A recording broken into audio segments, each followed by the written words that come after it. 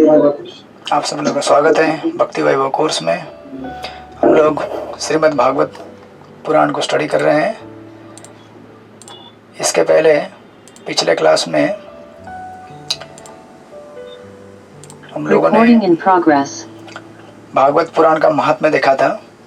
एक तो श्रील प्रभुपाद के परिचय के द्वारा और चैतन्य महाप्रभु के जीवन शैली का अभ्यास करते हुए, क्योंकि चैतन्य महाप्रभु का जीवन श्रीमद् भागवत को उजागर करने में गया है। चैतन्य महाप्रभु के जीवन और श्रीमद् भागवत में कोई अंतर नहीं है। अगर श्रीमद् भागवत को जीवन में उतारना है तो चैतन्य महाप्रभु के चरण चिन्हों में हमें चलना जरूरी है। इसलिए हम लोगों ने चैतन्य महाप्रभु के जीवन को संक्षिप्त में स्टडी किया था। उसके बाद पिछले क्लास में हम लोगों ने पद्म पुराण से भागवत महात्म्य का अध्ययन किया और आप लोगों ने देखा किस तरह से श्रीमद् भागवत के अध्ययन से जीवन की सर्वोच्च गति हम लोग प्राप्त कर सकते हैं। और थोड़ा भी भागवत का अध्ययन, थोड़ा भी संपर्क, उसका अभ्यास हमारे लिए बहुत बड़ा वरदान लेके आएगा। उसी को आगे बढ़ाते हुए अभी आज हम लोग प्रथम स्कंद के प्रथम 3 श्लोकों के ऊपर व्यासदेव का मंतव्य क्या है श्रीमद् भागवत पुराण के बारे में, उसकी चर्चा की जाएगी। तो अभी तक देखिए श्रील प्रभुपाद ने अपने मंतव्य दिए। उसके बाद पद्म पुराण में सनकादि ऋषि और नारद मुनि, सुखदेव गोस्वामी और जो कथा आपने सुनी थी आत्मदेव और धुंधली की, धुंधकारी और गोकर्ण, इन्होंने अपने अपने मंतव्य दिए। लेकिन अभी भागवत के स्वयं रचयिता, भागवत के स्वयं रचना करने वाले, लिखने वाले व्यासदेव, इनका क्या कहना है इन 3 श्लोकों के ऊपर बताएंगे हमको। तो ऑफकोर्स आज का क्लास इन 3 श्लोकों के ऊपर ही होगा, क्योंकि ये बहुत ही फाउंडेशनल और सबसे महत्वपूर्ण श्लोक है भागवत के। इन 3 श्लोक से पूरा भागवत का सीन सेट होता है कि भागवत को किस तरह से अध्ययन करना चाहिए, भागवत का पर्पस क्या है। तो अगर कथा सुने होंगे गौर कृष्ण महाराज का या फिर चैतन्य चरित्रामृत में अगर आप स्टडी किए होंगे, तो किसी भी ग्रंथ को स्टार्ट करने के पहले 3 चीज़ें बताई जाती है मंगलाचरण में। बेसिकली ये 3 श्लोक मतलब व्यासदेव के मंगलाचरण है। तो मंगलाचरण में ये 3 चीज़ें आती हैं। आपको लिखना है तो लिखिए, अदरवाइज दैट्स ऑल राइट, आपको बाद में मिलेगा उसमें। तो एक चीज़ होती है वस्तु निर्देश। वस्तु निर्देश मतलब पुस्तक के बारे में बताना कि आप इस पुस्तक से क्या सीखने वाले हैं, संक्षेप में उसके बारे में बताना, उसको कहते हैं वस्तु निर्देश। दूसरा रहता है नमस्कार। नमस्कार यानी कि उस पुस्तक का जो प्रमुख सब्जेक्ट मैटर है, जिसके बारे में कहा जा रहा है, उस व्यक्ति को नमस्कार या फिर प्रणाम या वंदन।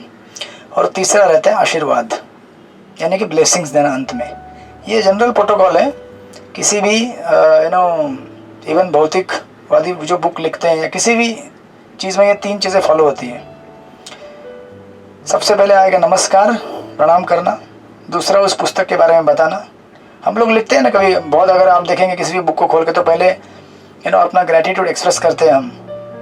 समझो आज किसी ने बुक लिखा है, समझो एक बुक यहाँ पे आया है मेरे पास, नरसिंह देव का एक पुस्तक आया है, एक भक्त ने लिखा है। तो सबसे पहले उन्होंने अपने गुरु के चरणों में वंदन किया है और नरसिंह देव को प्रणाम किया है, उसको नमस्कार कहते हैं। सेकंड चीज़ वस्तु निर्देश, इस पुस्तक के बारे में बताया कि इस पुस्तक में है क्या। तो इस पुस्तक के अंदर नरसिंह देव के बारे में बताया है और नरसिंह देव आपके जीवन में क्या क्या ला सकते हैं। मतलब एस्ट्रोलॉजिकल बुक है, एस्ट्रोलॉजी के ऊपर लिखा हुआ है, तो एस्ट्रोलॉजी और नरसिंह देव का क्या कनेक्शन है उसके बारे में बताया है। और तीसरी चीज़ फिर आशीर्वाद, कि इस पुस्तक को उपयोग में लाने से आपको क्या लाभ होने वाला है, इससे आपको क्या फ़ायदा होने वाला है। ऐसे 3 चीज़ें कही जाती है, इसको मंगलाचरण कहते हैं। तो भागवत के जो 3 श्लोक है हमारे, प्रथम सबसे पहला जो श्लोक है वो इष्ट को नमस्कार है। दूसरा जो श्लोक है वो वस्तु निर्देश है। तीसरा जो श्लोक है वो आशीर्वाद है। हम एक एक करके देखेंगे कि किस तरह से वो इष्ट को नमस्कार है, किस तरह से वस्तु निर्देश है और किस तरह से आशीर्वाद है, फाइनली ब्लेसिंग्स है। तो let's begin with the first verse.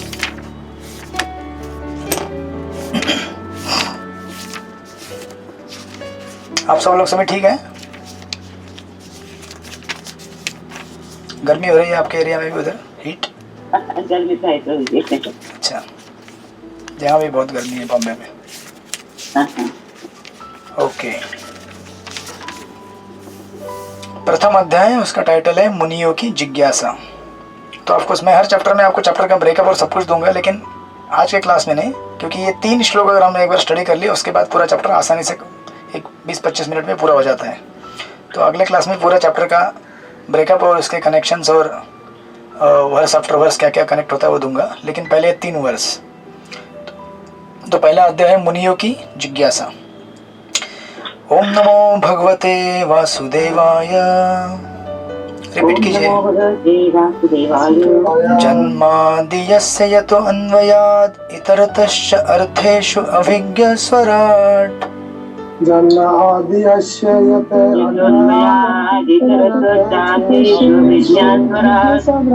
तेने ब्रह्महृदयादिकवये मुह्यन्ति यत सूरया।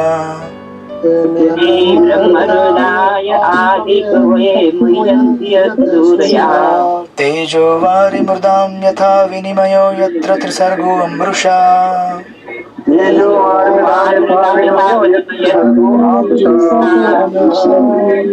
धाम्ना स्वेन सदा निरस्तकुहकं सत्यं परम धीमहि।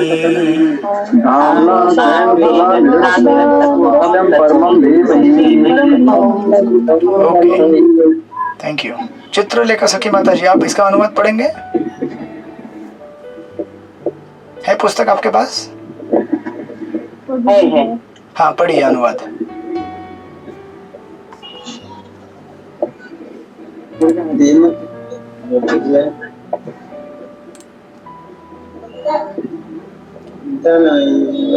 ओके, कहाँ चले गए माता जी?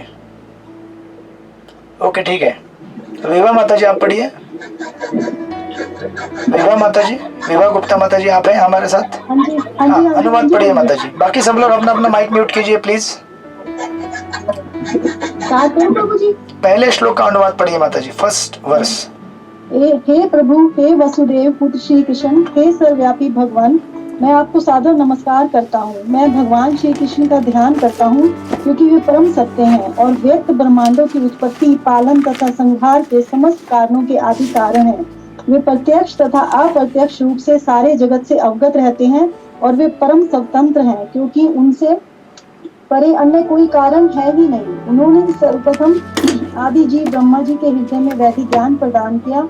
उन्हीं के कारण बड़े बड़े मुनि तथा देवता उसी तरह मोह में पड़ जाते हैं जिस प्रकार अग्नि में जल या जल में स्थल देखकर कोई माया के द्वारा मोहग्रस्त हो जाता है। उन्हीं के कारण ये सारे भौतिक ब्रह्मांड जो प्रकृति के 3 गुणों की प्रतिक्रिया के कारण अस्थायी रूप से प्रकट होते हैं, वास्तविक लगते हैं, जबकि ये अवास्तविक होते हैं। अतः मैं उन भगवान श्री कृष्ण का ध्यान करता हूँ जो भौतिक जगत के भ्रामक रूपों से सर्वथा मुक्त अपने दिव्य धाम में निरंतर वास करते हैं। मैं उनका ध्यान करता हूँ क्योंकि वे ही परम सत्य हैं। Okay, thank you. प्रभुपाद का परपट भी एकदम सटीक है इसके ऊपर और थोड़ा लंबा भी है, बट शुरुआत ऐसी होनी चाहिए, है ना, धमाकेदार। आपकी वॉइस क्लियर नहीं आ रही थोड़ी ना? मेरी वॉइस क्लियर नहीं है? नहीं तो मुझे थोड़ा सा डिस्टर्बेंस है आज। बाकी लोगों को आवाज बराबर आ रही है? हीरालाल प्रजापति प्रभु, आपको बराबर आवाज आ रही है मेरी? आ रही। अच्छा, जरा नेटवर्क चेक कीजिए माता जी आपका। ठीक है भैया, ओके। हाँ, नेटवर्क चेक कीजिए आपका, क्लियर हो जाएगा। ओके,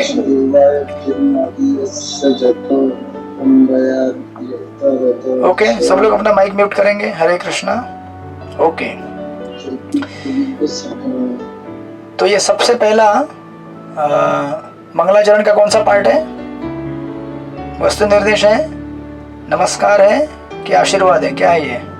ईष्ट को प्रणाम। हाँ, ईष्ट को प्रणाम है ये। और एकदम शुरू में आप देखेंगे वहाँ पे ओम नमो भगवते वासुदेव करके, वासुदेवाय करके कहा गया है। और उसके बाद जो श्लोक के 4 लाइन्स हैं, ये कम्प्लीटली उपनिदेशिक लाइन है, वेदांतिक लाइन है। जैसे वेदों में वर्णन किया जाता है भगवान का, अब देखिए ये विशेषता है। ऑफकोर्स अभी परपोर्ट के जो पॉइंट है मैं आपको बाद में लिखाऊंगा तात्पर्य के, या फिर चलो पहले परपोर्ट के पॉइंट लिख लीजिए। इस परपोर्ट में टोटल प्रभुपाद ने 9 मुद्दों पे, मतलब मैंने इसको हाईलाइट किया है, आप एक एक करके लिखिए। अब इन्हीं परपोर्ट्स के पॉइंट्स के ऊपर आपके एग्जाम में क्वेश्चंस आधारित रहेंगे। इन्हीं में से मैं क्वेश्चन पूछूंगा इन्हीं, और आपको अगर ऐसे पॉइंट लिखेंगे तो आपको पढ़ते समय आसानी होगी इससे। सबसे पहला जो पैराग्राफ है उसके ऊपर पहला पॉइंट लिख लीजिए, भगवान नंबर 1 जो है ना, लिखा है ना, भगवान वासुदेव का नमस्कार करना प्रत्यक्ष रूप से वसुदेव तथा देवकी के पुत्र दिव्य पुत्र भगवान श्री कृष्ण को इंगित करता है। मिला आपको? ये फर्स्ट पैराग्राफ है ये। ओके, तो ये पहला पॉइंट लिख लीजिए, भगवान श्री कृष्ण सभी के द्वारा, भगवान श्री कृष्ण सभी के द्वारा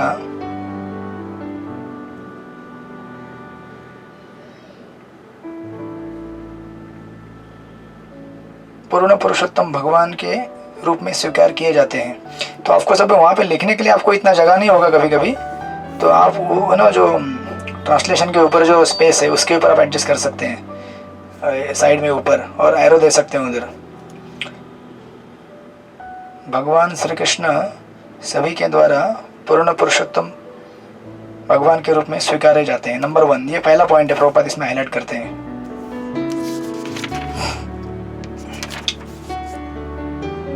हो गया लिख के सबका? ओके, अभी आप जाएंगे अगले पेज में 53, दूसरा पैराग्राफ छोड़ के तीसरा पैराग्राफ। आपको यह मिलेगा, यह स्वाभाविक है कि चिंतनशील मनुष्य सृष्टि का उद्गम जानना चाहता है। मिला? मिला कि नहीं मिला? हाँ, इसके ऊपर दूसरा पॉइंट, मनुष्य के जिज्ञासा का उत्तर, मनुष्य के जिज्ञासा का उत्तर।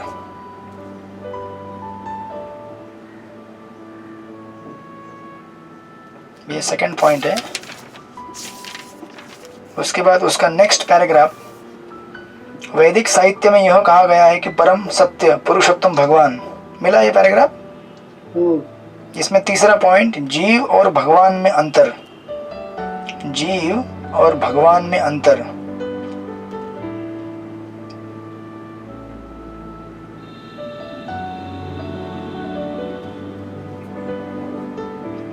उसके बाद नेक्स्ट पैराग्राफ, निष्ठाहीन व्यक्ति सीधे दशम स्कंद में और विशेषकर उन 5 अध्याय में पहुंच जाते हैं। मिला ये पैराग्राफ? सब लोग मेरे मतलब अपने पेज के साथ है ना, कि कोई पीछे छूट गया है? कोई नहीं छोड़ा ना पीछे? कौन सा वाला? हरे कृष्ण प्रभु जी। हाँ, मुझे नहीं प्रभु जी। आपको नहीं? आप जो भी पॉइंट बता रहे नहीं मिला। कोई भी नहीं मिला अभी तक? एक भी नहीं मिला क्या? प्रभु जी नहीं मिल रहा मुझे। कौन सा चाहिए आपको? एक भी नहीं आया अभी तक पॉइंट? अभी एक भी पॉइंट नहीं लिखे प्रभु जी, वही मैं ढूंढ रही हूँ। एक मिनट, शुरू से आइए, पहला पैराग्राफ एकदम तात्पर्य में, पहला पैराग्राफ तात्पर्य में ना। हाँ। पेज नंबर प्रभु जी? पेज नंबर मेरे इधर 52 है, आपके इधर कितना है? 14। ठीक है, चलेगा, थोड़ा थोड़ा अलग अलग रहेगा। तात्पर्य देखो ना। तात्पर्य का पहला पैराग्राफ लीजिए माता जी। जी प्रभु जी बोलिएगा। हाँ, भगवान श्री कृष्ण सभी के द्वारा पूर्ण पुरुषोत्तम। एक मिनट। हाँ, यस प्रभु, आपको क्या चाहिए? जाइए उधर से, चाहिए पेज नंबर क्या है प्रभु जी? माता जी पेज नंबर ना अलग अलग है सबके इधर, मेरे इधर अलग है, आपके इधर अलग है। नहीं, पहले वाले तो बराबर था पहले का। आप पेज नंबर छोड़ दीजिए, पहला पैराग्राफ लीजिए, परपोर्ट का, तात्पर्य का। हाँ। मिला आपको पहला पैराग्राफ, पहले श्लोक का पहला तात्पर्य? जी जी। हाँ, जहाँ पे लिखा है भगवान वासुदेव का नमस्कार करना प्रत्यक्ष रूप से वसुदेव तथा। मिला ये? जी जी मिला मिला प्रभु जी। एक मिनट। हाँ, एक मिनट। हाँ मिला प्रभु जी। हरे कृष्ण प्रभु जी। उसके ऊपर है अंदर, एक 4-5 कॉपी निकाल के लेके जाओ, ठीक है ना? ओके, मिला ना? उसमें लिख लीजिए, भगवान श्री कृष्ण सभी के द्वारा पूर्ण पुरुषोत्तम भगवान के रूप में स्वीकारे जाते हैं। हो गया? सत्यभामा माता जी, हो गया क्या? हाँ प्रभु जी, पहला ये तो मिला था, भगवान वासुदेव को नमस्कार करना प्रत्यक्ष रूप से वसुदेव तथा देवकी के दिव्य पुत्र भगवान श्री कृष्ण को बराबर बराबर उसी के ऊपर आपको लिखना है पहला पॉइंट, भगवान वसुदेव सभी के द्वारा पूर्ण पुरुषोत्तम भगवान के रूप में स्वीकारे जाते हैं। जी अच्छा लिख लिया? जी। हाँ, उसके बाद दूसरा पैराग्राफ छोड़ के तीसरा पैराग्राफ, यह स्वाभाविक है कि चिंतनशील मनुष्य सृष्टि का उद्गम जानना चाहता है। मिला? उसके ऊपर लिख लीजिए दूसरा मुद्दा, मनुष्य के जिज्ञासा का उत्तर। मनुष्य के जिज्ञासा का उत्तर। उसके बाद उसके आगे वाला पैराग्राफ, तीसरा पैराग्राफ, वैदिक साहित्य में यह कहा गया है कि परम सत्य पुरुषोत्तम भगवान। मिला? हाँ, उसमें तीसरा मुद्दा, जीव और भगवान में अंतर, ये तीसरा मुद्दा है। उसके बाद उसके वाला आगे वाला पैराग्राफ, निष्ठाहीन व्यक्ति सीधे दशम स्कंद में और विशेषकर उन 5 अध्याय में, इसके ऊपर लिख लीजिए चौथा मुद्दा, रास लीला में प्रवेश करने की योग्यता। रास लीला में प्रवेश करने की योग्यता या फिर विधि। रास लीला में प्रवेश करने की योग्यता या फिर विधि।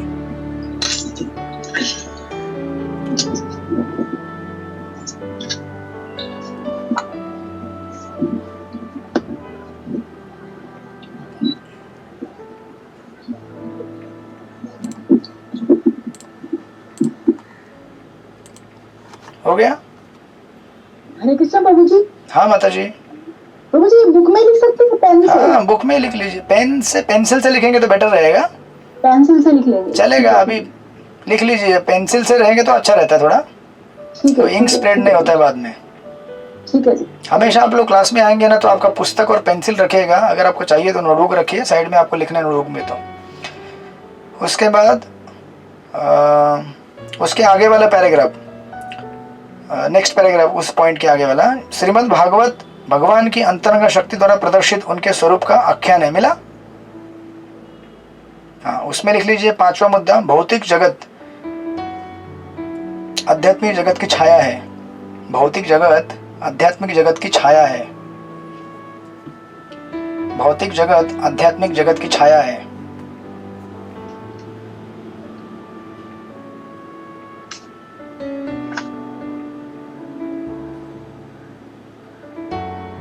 लिख लिया? ओके। उसके बाद उसके आगे वाला पैराग्राफ, किसी जटिल निर्माण कार्य का मुख्य इंजीनियर निर्माण कार्य में स्वयं भाग नहीं लेता। ये छठा मुद्दा है। आ गया? ये पैराग्राफ मिल गया आपको? इसमें छठा मुद्दा लिख लीजिए, भगवान प्रत्यक्ष अप्रत्यक्ष रूप से संपूर्ण सृष्टि के बारे में जानते हैं। भगवान प्रत्यक्ष अप्रत्यक्ष रूप से संपूर्ण सृष्टि के बारे में जानते हैं।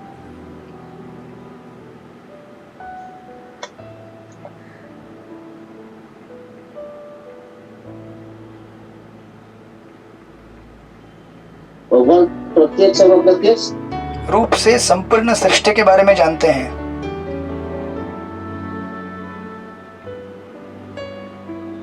हो गया? उसका नेक्स्ट पैराग्राफ, हाँ उसका नेक्स्ट पैराग्राफ, संपूर्ण ब्रह्मांड के शिल्पी ब्रह्मा से लेकर एक नगण्य चींटी तक सारे बद्धजीव सृजन का कार्य करते हैं। मिला? नेक्स्ट पैराग्राफ, ये सातवां मुद्दा है, भगवान के अलावा कोई भी स्वतंत्र और समर्थ नहीं है। भगवान के अलावा कोई भी स्वतंत्र और समर्थ नहीं है। भगवान के अलावा कोई भी स्वतंत्र और समर्थ नहीं है।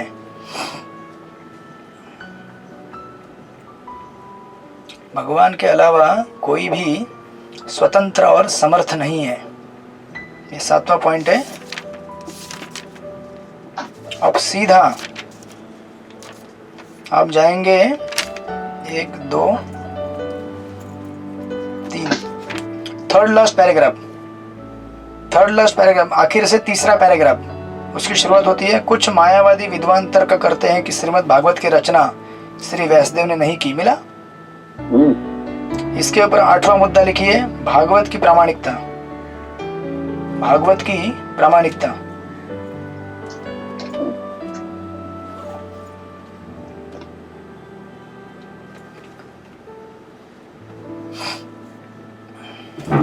लिख लिया? ओके। और उसके आगे वाला पैराग्राफ, श्रील विश्वनाथ चक्रवर्ती ठाकुर ने मौलिक तथा शुद्ध यौन मनोविज्ञान। मिला? उसके ऊपर 9वां मुद्दा लिखिए, आदि रस। आदि रस।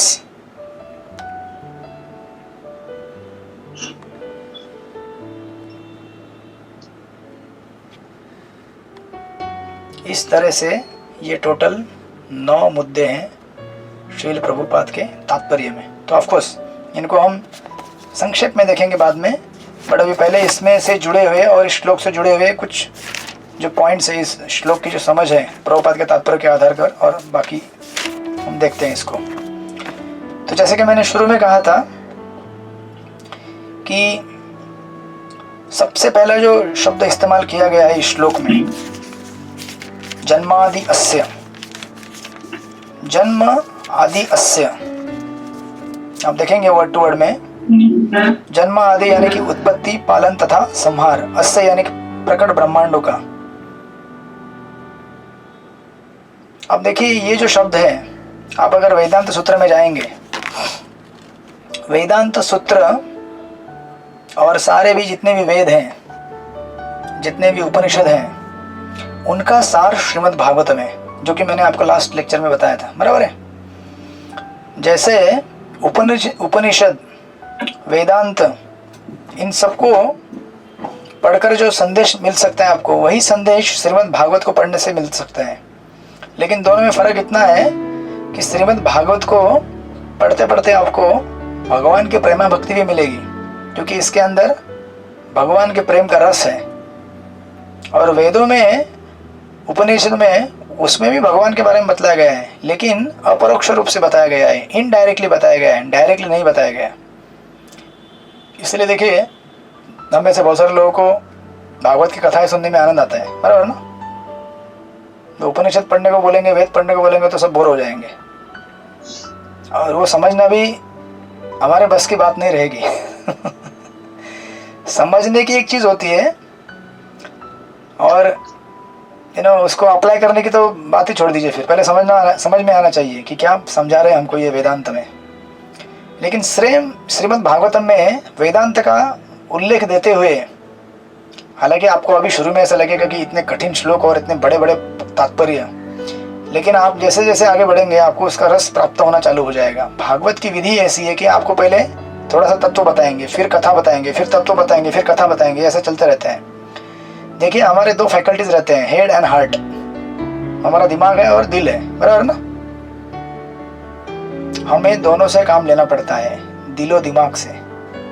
केवल दिल से काम लेने से नहीं जमेगा, भावुक होने से काम नहीं चलेगा, और केवल दिमाग से काम लेने से नहीं चलेगा। केवल दिमाग से काम करेंगे तो हम लोग बहुत ही शुष्क चिंतन दार्शनिक बन जाएंगे। तो थोड़ा रस भी चाहिए, इसीलिए थोड़ी दिल की बातें भी की जाती है। तो भागवत में आपको भगवान के साथ जो आदान प्रदान करते हैं भक्त, उनका रस आस्वादन भी करने को मिलेगा। साथ में हमारी वस्तु स्थिति क्या है, इस जगत की स्थिति क्या है, हम कौन है, भगवान कौन है, इसके बारे में भी दर्शन शास्त्र मिलेगा। इसलिए देखिए, श्रीमद् भागवत ये क्या करता है, खास करके जो पहला श्लोक है, ये वेदांत सूत्र और श्रीमद् भागवत इन दोनों में समन्वय लाता है। ये इसलिए ज़रूरी है ताकि आपको ये नहीं लगे कि मैं कोई इस दुनिया की इतिहास और पुराणों की कुछ कथाएं सुन रहा हूँ जिसका कोई संबंध नहीं है दर्शन शास्त्र से। कभी कभी सिद्धांत ठीक से अध्ययन न करने पर हम चीज़ों को लाइटली लेते हैं। इसलिए कविराज गोस्वामी चैतन्य चरितामृत में कहते हैं, सिद्धांत बलिया न कर आलस। सिद्धांत को पढ़ते समय आलस मत कीजिए। सिद्धांत को अगर हम पढ़ेंगे तो उससे क्या होगा, कृष्ण के प्रति हमारी प्रीति बढ़ेगी, क्योंकि हमें समझ में आएगा। इसलिए भगवद गीता में भगवान श्री कृष्ण भी कहते हैं 3 अध्याय के 9वें श्लोक में, जन्म कर्म च में दिव्यम एवं ये व्यक्ति तत्वता, जो मुझे तत्वता जानता है, तक्ता देहम पुनर्जन्म नयति मामेति सो अर्जुना, वो मुझे क्या कर सकता है, पा सकता है, इस जगत से मुक्त हो सकता है। और भगवान को तत्वता जानने की विधि क्या है, देखिए ये इंटरडिपेंडेंट है। वेदांत और भागवत दोनों से कोरिलेटेड है। जो भगवान ने 3 अध्याय में गीता के 9वें श्लोक में कहा, तत्वता मुझे जानना चाहिए, बराबर ना। तो अभी भगवान को तत्वता कैसे जानेंगे, अब जाओ 11वें अध्याय में जाएंगे, 12वें अध्याय में जाएंगे। 11वें अध्याय के आई थिंक 55वें श्लोक में बोलते हैं, भक्त्या माम अभी जानाति यावान इच्छास्मि तत्वता। भगवान बोलते हैं कि मुझे आप भक्ति के द्वारा तत्वता जान सकते हो। यानी कि जो गहरे सिद्धांत है इस विश्व के बारे में, इस जगत के बारे में, ईश्वर के बारे में, हमारे बारे में, ये सब हम भगवान की भक्ति करने से समझ सकते हैं, क्योंकि वही हमको ज्ञान देते हैं। हम अपने से ज्ञान उत्पन्न नहीं कर सकते। इसीलिए गीता के 15वें अध्याय में भगवान कहते हैं वेदेश सर्वैर अहमेव वेद्य, सारे वेदों का मैं संकलन करता हूँ। सारे वेदों से जानने का प्रयोजन भी यही है कि मैं मुझे जानना चाहिए। और भगवान कहते हैं मत्त स्मृति ज्ञानम अपोहनम च, मैं ही आपको स्मृति देता हूँ, ज्ञान देता हूँ। अभी हम सबको ऐसा नहीं कि ज्ञान नहीं है, ज्ञान है ना हम सबको। हम अगर आत्मा है, सच्चिद आनंद है, हम भगवत धाम से यहाँ पे आए हैं, भगवान के अंश है। जो गुण भगवान के अंदर है वही गुण हमारे अंदर है कि नहीं है? आप लोग इतने शांत क्यों हो गए? बोलेंगे प्रभु जी भागवत की कथा सुनने आए थे हम लोग। ये तो भागवत की कथा नहीं हो रही है, तो यहाँ पे उपनिषद का विवेचन हो रहा है। तो भागवत का रस कब मिलेगा? भागवत का रस मिलेगा धीरे धीरे, स्टेप बाय स्टेप। पहले सिद्धांत समझ लीजिए। आप लोग हैं मेरे साथ? हरे कृष्णा कृष्ण कृष्ण हरे हरे, हरे राम राम राम हरे। यस, तो तत्वता जानने का उपाय भक्ति द्वारा है। भक्त्या माम अभिजानाति यावान यच्चास्मि तत्वता। अब तब हम मुक्त हो जाएंगे। तो इसलिए देखिए भागवतम का जो पहला श्लोक है जन्मादि यस्य, ये वेदांतिक है, एकदम उपनिदेशिक लग रहा है ये। लेकिन इससे क्या हो रहा है, ये हमें वेदांत और भागवत के बीच का समन्वय देता है। ये श्लोक देकर व्यासदेव ये बताना चाहते हैं कि भागवतम में वही चीज बताई गई है जो वेदांत सूत्र में बताई गई है। यानी कि कल को कोई भी ये नहीं बोल सकता अरे तुम लोग ना इस्कॉन वाले खाली भागवत पढ़ते रहते हो। भागवत में क्या है, सब कथाएं लिखी हुई हैं। आज से 1000-5000 साल पहले जो कथाएं हुई थी उसमें क्या नहीं, ये किसने लिखा है? पहली बात व्यासदेव ने लिखा है। ये भी वर्णन आगे आएगा, महामुनि दूसरे श्लोक में आएगा, तीसरे श्लोक में आएगा। और प्लस इसमें वो चीज बतलाई गई है जो वेदांत में बतलाई गई है। इसलिए देखिए वेदांत सूत्र के जो पहले 3 सूत्र जो हैं अफोरिज्म्स, सबसे पहला वेदांत सूत्र का अफोरिज्म है अथातो ब्रह्म जिज्ञासा, कि चलो भाई अभी जिज्ञासा करने का समय हो गया है। किसके बारे में? ब्रह्म के बारे में। ब्रह्म क्या वस्तु है इसके बारे में जिज्ञासा करो, पूछो। फिर अभी दूसरे सूत्र में बताते वेदांत सूत्र में कि फिर वो ब्रह्म है क्या, उसका डेफिनेशन दिया जाता है जन्मादि यस्य अतः। देखिए सेम ब्रह्म सूत्र का दूसरा जो सूत्र है वही व्यासदेव ने भागवत के पहले श्लोक में दिया है, ताकि व्यासदेव ने ये बतलाने का कोशिश किया है कि वेदांत सूत्र और श्रीमद् भागवत दोनों में अंतर नहीं है। आप समझ रहे मेरी बात को? इसीलिए इतना सिद्धांतिक है ये कि कल को कोई भी उठ के कुछ भी नहीं बोल सकता है ऐसे यहाँ आके कथाएं पढ़ते रहते तुम लोग, ऐसा नहीं भैया। और देखिए वेद, जैसे हमने लास्ट टाइम डिस्कस किया था, आम के पूरे पेड़ में आम का जूस होता है, बराबर ना? मेरे सामने कुछ आम रखे हैं यहाँ पे पानी में भिगा के रखे हैं मैंने, उसमें से हीट निकालने के लिए, बाद में जूस निकालेंगे उसका। तो ये एग्जाम्पल मुझे ज़्यादा सटीक लगता है कि आम के पूरे पेड़ में, पत्ते में, टहने में, जड़ में, सब जगह आम का जूस है, लेकिन वो तो हम उसे ग्रहण नहीं कर सकते, उसे टेस्ट नहीं कर सकते। टेस्ट करने जाएंगे तो कड़वा लगेगा वो। ये सब क्या है? सारे वेद उपनिषद ये चीज़ें हैं जिसको हम ऐसा टेस्ट करने जाएंगे तो बहुत कड़वा लगता है, क्योंकि बहुत हार्डकोर फिलॉसफी है वो भी अपरोक्ष रूप में। भगवान को अलग अलग इनडायरेक्ट वे में बताते हैं, वो प्रत्यक्ष रूप से बताते नहीं कि ये वसुदेव श्री कृष्ण है ना। लेकिन जब वही पेड़ में से आम बनता है फल, तो कितना टेस्टी लगता है। उसी प्रकार सारे वेदों के बड़े बड़े कल्प वृक्षों से ये फल निकला है श्रीमद् भागवत रूपी, जिसमें पूरे वेदों का निचोड़ है। और सुखदेव व्यासदेव इन शब्दों का इस्तेमाल करके 2 चीज़ें यहाँ पे खास करके बता रहे हैं। एक तो थीम बोलते हैं उसको, और दूसरा बोलते हैं टोन। थीम यानी कि सब्जेक्ट मैटर, और टोन मतलब मेथड ऑफ स्पीकिंग और प्रेजेंटेशन। तो भागवत का थीम और टोन कैसे लग रहा है? वेदांतिक लग रहा है, लेकिन लगना भी चाहिए क्योंकि इसमें वेदांत के कंक्लूजन्स को ही दिया गया है। राइट? समझ में आया आप लोगों को? Is it clear? पहला, सबसे पहला हमारे भागवत का आज का सिद्धांतिक पॉइंट जो कि आपको हमेशा याद रखना है, भागवतम में वही चीज दी गई है जो वेदांत सूत्र में दी गई है। ठीक है? ओके। नाउ नेक्स्ट, अभी अगर एक एक, ये पहला शब्द था कौन सा, जन्मादि यस्य, ऑफ कोर्स। अब इसी का पैरेलल अगर हम लेंगे, ठीक है, पर्पल में अभी नहीं जाते हैं, एक एक करके जाएंगे लाइन में, क्योंकि फिर वो आगे पीछे होगा। तो ये पहले जन्मादि यस्य शब्द का निरूपण था कि जिनसे सब कुछ आता है भगवान से, और उसी का वर्णन वेदांत में किया गया है, उसी का वर्णन भागवत में किया गया है।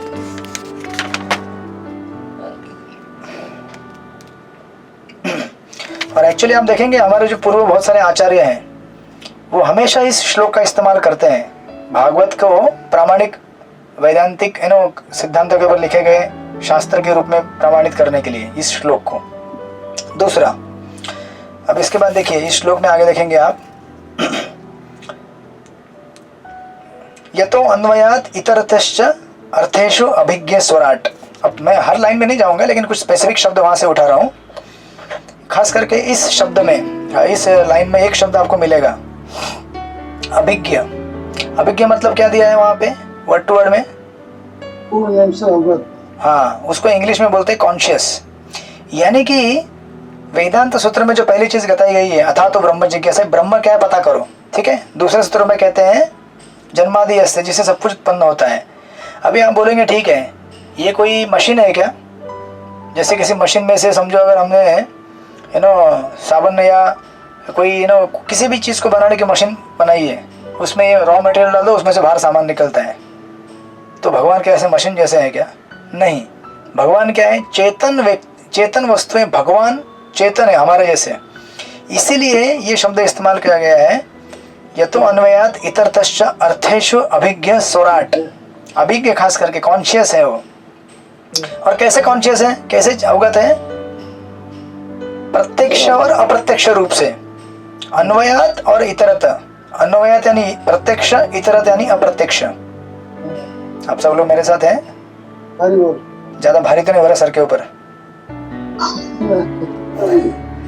डॉक्टर विभा गुप्ता माता जी, ठीक है ना? हाँ जी, हाँ जी, ठीक है ना? कोशिश कर रहे हैं प्रभु जी समझने की। हाँ, चिंता मत कीजिए, इतना नहीं समझेगा तो भी इतना समझ लीजिए कि भगवान व्यक्ति है, चेतन है, सिंपल, ठीक है ना? और पहले श्लोक में, पहले इसमें क्या बताया गया है? जो वेदांत में बताया गया है वही भागवत में बताया गया है, ताकि भागवत को हम लोग ऐसा कोई साधारण ग्रंथ ना समझे, है ना? ओके, अब देखिए एक आपको उदाहरण देता हूँ। भगवान किस तरह से प्रत्यक्ष अप्रत्यक्ष रूप से चीज़ों के बारे में जानकारी रखते हैं। जैसे उदाहरणार्थ, अगर मेरे हाथ के ऊपर अगर कोई मक्खी बैठ जाए, ठीक है ना, तो मेरे हाथ के ऊपर मक्खी बैठ गई है, इसको जानने के दो तरीके होते हैं। एक तो उसका सेंसेशन मुझे आएगा, बराबर ना? उसका सेंसेशन है ना। चलो मच्छर का पकड़ लेते उदाहरण मच्छर का उदाहरण ज़्यादा समझ आएगा आपको। अगर मच्छर आपके बॉडी के ऊपर बैठ गया, तो या तो आपको मच्छर जब काटेगा तो उसका सेंसेशन जब आएगा तो समझ में आएगा कि अरे खुजली हो रही इस पैर के इधर, मच्छर ने काटा है, ये है एक तरीका। या फिर ये अप्रत्यक्ष हो गया, ठीक है ना, मतलब अप्रत्यक्ष रूप से हो गया। या फिर प्रत्यक्ष रूप से कैसे होगा? डायरेक्ट अब देखेंगे अरे मच्छर बैठा है, बराबर ना? प्रत्यक्ष अप्रत्यक्ष, या तो आंखों से देखेंगे या इंद्रियों के द्वारा अवगत होगा आपको कि मच्छर काट रहा है। और कभी कभी समझो आपके बॉडी में वो मच्छर इतना हल्का है, और कभी कभी कुछ मच्छर ऐसे काटते हैं तो कुछ समझ में नहीं आता, खुजली बिजली नहीं होता है, ठीक है ना? या फिर आपके बॉडी का सेंसेशन ही एबनॉर्मल हो गया है, डिसफंक्शनल है, आपको समझेगा ही नहीं। लेकिन भगवान ऐसे नहीं है। भगवान की दोनों फैकल्टीज, प्रत्यक्ष कैसे? हर जगह भगवान परमात्मा के रूप में विराजते हैं, हर जगह, इसीलिए उनको सब चीज़ों के बारे में पता चलता है।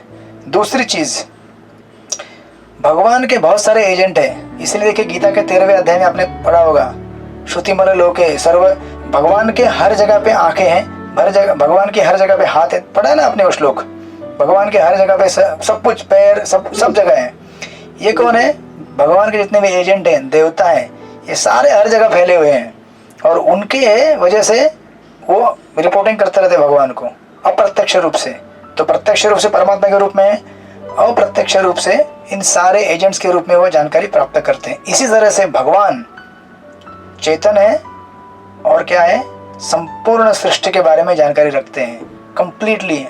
हमारे दिल में अभी क्या चल रहा है, किसी को प्यास लगी है, किसी को भूख लगी है, किसी को नींद आ रही है। हरे कृष्णा कृष्ण कृष्ण हरे हरे, हरे राम राम राम हरे हरे। और हमको अप्रत्यक्ष रूप से पता चलता है अगर आपका वीडियो कैमरा ऑन होगा तो और प्रत्यक्ष रूप से भगवान अंदर से आवाज देते हैं, लगता है लोग थक गए हैं। इस तरह से ये भगवान व्यक्ति हैं चेतन। Second thing. थर्ड थिंग, मुह्यंति यत सूर्या तेने ब्रह्म हृदय आदि कवे मुह्यंति यत सूर्या। तो ये भगवान ऐसे व्यक्ति है जिन्होंने ब्रह्मा जी जो प्रथम जीव है उनके हृदय में ज्ञान प्रदान किया, लेकिन इतना ज्ञान देने के बाद भी ब्रह्मा जी भगवान श्री कृष्ण जब बाल गोपाल के रूप में आए तो नहीं समझ पाए। यही तो बड़ा मजा है ना। हम इतना भागवत पढ़ेंगे फिर भी जब हमारे सामने माया आएगी फिर भी हम नहीं समझ पाएंगे।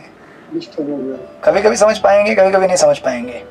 भगवान की भक्ति करेंगे, हरे कृष्णा कृष्ण कृष्ण हरे हरे, हरे राम राम राम हरे हरे, तो समझ पाएंगे। ठीक से करेंगे तो, गड़बड़ करेंगे भक्ति में वापस समझ नहीं पाएंगे।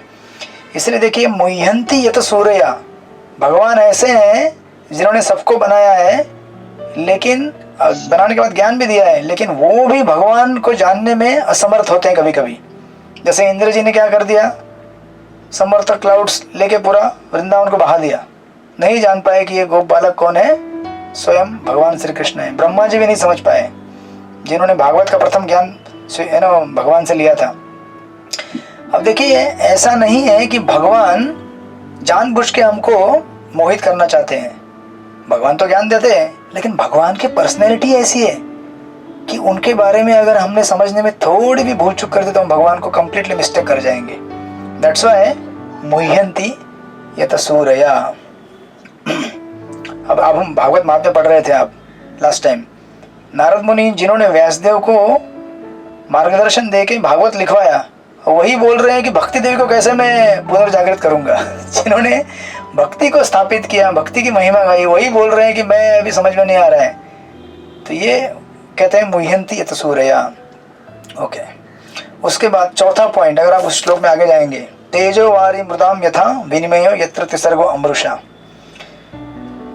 ये जगत में बहुत सारी चीजें ऐसी हैं। देखिए, भगवान की महिमा इतनी है कि भगवान स्वयं सुंदर तो हैं, भगवान स्वयं आकर्षक तो हैं, लेकिन वो इस जगत को भी इतना आकर्षक बना देते हैं, इतना सुंदर बना देते हैं कि हम उससे मोहित हो जाते हैं और उस वस्तु को जो वास्तव नहीं है उसको भी वास्तव समझ बैठते हैं, जो कि अगले श्लोक में बताया जाएगा। लेकिन यहाँ पे उसका एक प्रिल्यूड दिया गया है, तेजो वारी मृदाम, यानी कि जल को स्थल मानना और स्थल को जल मानना। होता ना कभी कभी ऐसा, कांच रहता है दीवार में, ऐसा हम जाते हैं और ठोकर मार के पीछे आ जाते हैं। एक बार मैं ऐसे एक ऑफिस में गया था, बहुत साल पहले, किधर थे, कुलाबा में, यहाँ एक जगह पे। तो मैं गया और सीधे कांच को सर धड़ाक से ठोक के वापस आ गया। क्या है ये? बोले दरवाजा है, दिखता ही नहीं है, इतना ट्रांसपेरेंट है, इतना पारदर्शी है कि दिखता ही नहीं है। तो हम भ्रमित होते हैं, राइट, क्योंकि उसको इस तरह से बनाया गया है कि हमें भ्रम होना ही है। अब देखिए, कभी कभी आपने अगर मूवी देखा होगा, आपने कभी मूवी देखने जाते हैं, नहीं जाते हैं, छोड़ दिया इस्कॉन में आने के बाद। अगर आप मूवी, हाँ, या पहले कभी देखे होंगे आपने, बंद हो गया इस्कॉन में आने के बाद। हाँ, बंद हो गया, बराबर। लेकिन पहले कभी देखा होगा तो बताता हूँ। तो मूवी हम देखते हैं, मूवी को इस तरह से बनाया जाता है, उसमें इतनी एक्सपर्टीज कलाकारी से की जाती है कि आप जब थिएटर में बैठते हैं तो सब कुछ भूल जाते हैं दुनिया के बारे में। कहते हैं वाह ऐसा है ये, और सच लगता है, सचमुच पूरा एब्जॉर्ब हो जाते हैं उसके अंदर, होते हैं ना। ये मूवी बनाने वाले की एक्सपर्टीज है, उसकी कलाकारी है, जिसकी वजह से ये मूवी आपको एकदम प्रत्यक्ष लगता है। उसी तरह से भगवान ने ये जगत ऐसा बनाया है कि जो चीज़ हमें सुख नहीं दे सकती, उसमें हमें लगता है कि ये चीज़ सुख देगी, और जिस चीज़ से हमें दुख मिलेगा उस चीज़ में हम सुख ढूंढने का प्रयास करते हैं। ये सब भगवान की एक्सपर्टीज़ है। इसलिए देखिए कि जो बड़े बड़े ऋषि मुनि हैं, बड़े बड़े देवता हैं, वो भी मोहित हो जाते हैं। जैसे इंद्र का उदाहरण लीजिए, अप्सराओं से मोहित हो जाते हैं, कभी कभी ऋषि मुनियों की पत्नी से मोहित हो जाते हैं। जबकि पता है उनको, सारा ज्ञान दिया गया है और भगवान के भक्त भी हैं, लेकिन ये जो भगवान ने क्रिएशन बनाया है अनरियल है एक्चुअली देखा जाए तो। ये भौतिक जगत जो है 3 प्रकृति के गुणों का खेल है, लेकिन इस तरह से बनाया है सटीक एकदम कि हूबहू आपको लगेगा कि ये सही है, ये सही है। अभी हम में से बहुत सारे लोग एवरीडे मार्केट जाते हैं ना आप लोग मार्केट सामान खरीदने के लिए, तो हम क्या देखते हैं? मार्केट देखते हैं ना। हम ये तो नहीं देखते ना कि भगवान की सृष्टि कैसे काम कर रही है। देखिए किस तरह से भगवान से मोहित हो रहे हैं जीव, किस तरह से लोग आपस में फंसे हुए हैं, किस तरह से लोग सुख में दुख मान रहे हैं। आप अगर बॉम्बे में देखेंगे लोग किस तरह से ट्रैवल करते हैं ट्रेन में, देख आप, अच्छा जो बॉम्बे में नहीं रहते उनको पता नहीं रहेगा, लेकिन बॉम्बे में देखिए कभी लोकल ट्रेन में इतना सब महत प्रयास, इतनी सब चीज़ें किसके लिए? उन चीज़ों के लिए जो हमारे साथ कभी भी आने वाली नहीं है। कुछ क्षण के लिए हमारे पास आती है तो हम उन्हें अपना समझ बैठते हैं, और ये जो अवास्तविकता है उसको वास्तविक समझना, यही भगवान का क्या है? सबसे बड़ा स्पेल है, मैजिक है। इसलिए देखिए ये जो ऊपर जो कहा गया था मोह्यंती यत् सूरया, ये जो बड़े बड़े ऋषि मुनि देवता हैं वो भगवान से मोहित हो जाते हैं, भगवान को समझ नहीं पाते। अरे भगवान को क्या, इस सृष्टि को भी नहीं समझ पाते हो, इस सृष्टि को भी देखकर भ्रमित हो जाते हैं, इस सृष्टि के कार्यकलापों को देखकर इसको सत्य मान बैठते हैं, जो कि सत्य नहीं है। राइट। तो इस तरह से ये यहाँ पे चीज बताई गई है, तेजो वारी मेदा विनिमयो यत्र तिसर्गो अमृषा। और एक्चुअली क्या है, इसमें भगवान का कोई दोष नहीं है। क्या भगवान का दोष है क्या कि भगवान ने माया को इतना सुंदर बना दिया है कि हम उसको माया के रूप में देखते ही नहीं? हम तो सोचते हैं कि यही कृष्ण है, यही हमें है ना अच्छी लगती है, बराबर ना। इसमें भगवान का दोष है क्या? नहीं। भगवान तो हमारी इच्छाओं के अनुसार सब कुछ सृष्टि निर्माण किए हैं, और हमारी जो स्वतंत्र इच्छा है उसको केवल परीक्षा ली जा रही है कि अभी क्या करेगा ये, और कितना इसको समझ में आया है सृष्टि के बारे में, मेरे बारे में, इसकी हमारी परीक्षा होती है। अगर हम भगवान से विनती करेंगे कि हम इस जगत से बाहर उद्धार करो, भगवान वो रास्ता दिखाते हैं। अगर हम बोलेंगे हम इस जगत में बद्ध होना है, भगवान उस तरह का रास्ता देते हैं। सही है कि नहीं? जिसमें भगवान का दोष नहीं है। तो ये चीज़ हमें बतलाई गई है। और फिर आखिरी लाइन में बोलते हैं, धामना स्वेन सदा निरस्त कुहकम सत्यम परम धीमहि। धामना स्वेन सदा निरस्त कुहकम, कुहकम यानी कि माया। देखिए भगवान ने ये जगत माया में बना दिया है, लेकिन खुद कहाँ रहते हैं? माया से परे रहते हैं। वाह होशियार है। हम सबको बना के माया में छोड़ दिया, और खुद कहाँ पे रहते हैं? वहाँ पे लिखा हुआ है, देखिए इस अनुवाद के इसमें आप देखेंगे, अतः मैं उन भगवान श्री कृष्ण का ध्यान करता हूँ जो भौतिक जगत के भ्रामक रूपों से सर्वथा मुक्त अपने दिव्य धाम में निरंतर वास करते हैं। बड़े होशियार निकले आप तो। हमारे लिए माया बना दिया, और आप खुद इस कुहक, इस माया से परे स्वतंत्र अपने आध्यात्मिक जगत में शांति से रहते हो। बढ़िया है। ये किसके जैसा है? ये किसके जैसा है? जैसे आप बोलेंगे ये कोई जेलर है क्या? जेल बना के रख दिया, खुद अपना घर में जाता है रात को सोने के लिए, खाना पीना घर में लेता है, घूमने फिरने बाहर जाता है, और हमको अंदर लॉक मार के रख दिया। नहीं, ऐसा नहीं है। ये अगेन हमारी इच्छाओं की वजह से हमने अपने आप को जेल में कैद कर दिया है। और इसमें इंटरेस्टिंग चीज़ ये है कि अगर हम भी सत्यम परम धीमहि, अगर हम भी ऐसे भगवान के ऊपर ध्यान करेंगे तो हम भी माया से परे जा सकते हैं, जो कि कुहक यहाँ पे कहा गया है। कुहक यानी कि घना धुआं, माया, जिससे जगत ढका हुआ है। तो अगर हम भगवान के ऊपर ध्यान करते हैं तो हमें भगवान के जैसे क्वालिटीज मिलेंगे, और हम भी इस ब्रह्मांड के परे, भौतिक जगत के परे जा सकते हैं। इसका यह अर्थ होता है सत्यम परम धीमहि। ये इस तरह से पहला श्लोक था। किसी का कोई प्रश्न अभी तक? सरस्वती ठाकुर, उन्होंने इस श्लोक के ऊपर जब विवेचन किया था ना वृंदावन में, एक इधर तो किया था, 1 महीना किया था। हमने कितना किया? खाली मुझे लगता है आधा घंटा किया होगा। 1 महीने तक इसकी इतनी लंबी व्याख्या है। अलग अलग आचार्यों ने अलग अलग लंबी चौड़ी टीकाएं लिखी है। चक्रवर्ती पाद से लेकर जीव गोस्वामी, श्रीधर स्वामी, श्रील प्रभुपाद का तात्पर्य देखिए कितना लंबा है। तो हम श्रील प्रभुपाद का तात्पर्य तक अपने आप को सीमित करेंगे, उसके आगे नहीं जाएंगे। ठीक है, एनी क्वेश्चंस? किसी का प्रश्न अभी तक इसके ऊपर? नो क्वेश्चंस, ठीक है। आई होप आप लोगों को थोड़ा थोड़ा इसका मर्म समझ में आया। हरे कृष्णा कृष्ण कृष्ण हरे हरे, हरे राम राम राम हरे हरे। बस इतना याद रखिएगा। कुछ भी समझ में नहीं आया तो भी इस श्लोक में भगवान एक व्यक्ति है, उनसे सब कुछ उगम होता है और वो प्रत्यक्ष अप्रत्यक्ष रूप से इस दुनिया के बारे में जानते हैं और वो हमें माया में डालते हैं। अगर हम चाहे तो माया से बाहर निकल सकते हैं और हमको माया में डाल के खुद कहाँ जाते हैं? धाम में चले जाते हैं अपने। और ऐसे भगवान के ऊपर ध्यान करेंगे तो हम भी उनके धाम में पहुँच जाएंगे, नहीं तो हम भी क्या होंगे? इस कुहक में पड़े रहेंगे, इस कुएं में पड़े रहेंगे। और इसके साथ साथ इसका वेदांतिक सिग्निफिकेंस भी है इस श्लोक का, कि जो वेदांत सूत्र का श्लोक है वही भागवत का ये प्रथम श्लोक है। इसलिए वेदांत में जो कहा गया है वही भागवत में कहा गया है। Now let's come back to the Prabhupada's purports. तो परपोर्ट के पॉइंट्स को मैं पूरा नहीं पढ़ूंगा, लेकिन जस्ट ब्रीफली टच करता हूँ। जो पहला पॉइंट मैंने दिया था, भगवान वसुदेव सभी के द्वारा स्वीकारे जाते हैं। इसमें बेसिकली प्रभुपाद ने वसुदेव शब्द के ऊपर स्ट्रेस देकर उसकी व्याख्या की है। और ऑफ कोर्स यहाँ पे तो व्यासदेव ने डायरेक्ट लिखा है ओम नमो भगवते वासुदेव, यानी कि हमको पता है कि वासुदेव कौन है, भगवान श्री कृष्ण का उल्लेख किया गया है।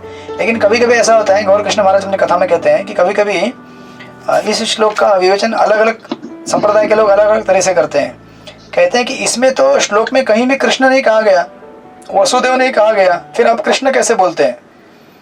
तो गौर कृष्ण महाराज एक संदर्भ देते हैं, कहते हैं कि इसमें सत्यम करके जो कहा गया है, सत्यम परम धीमहि, तो उसका रेफरेंस देते हुए महाराज कहते हैं कि ये सत्य कौन है जिसका यहाँ पे उल्लेख किया गया है। कहते हैं कि महाभारत में एक श्लोक आता है, सत्य प्रतिष्ठित कृष्ण सत्यमत्र प्रतिष्ठित सत्य सत्य गोविंद तस्मात् सत्यो ही नामनाथ।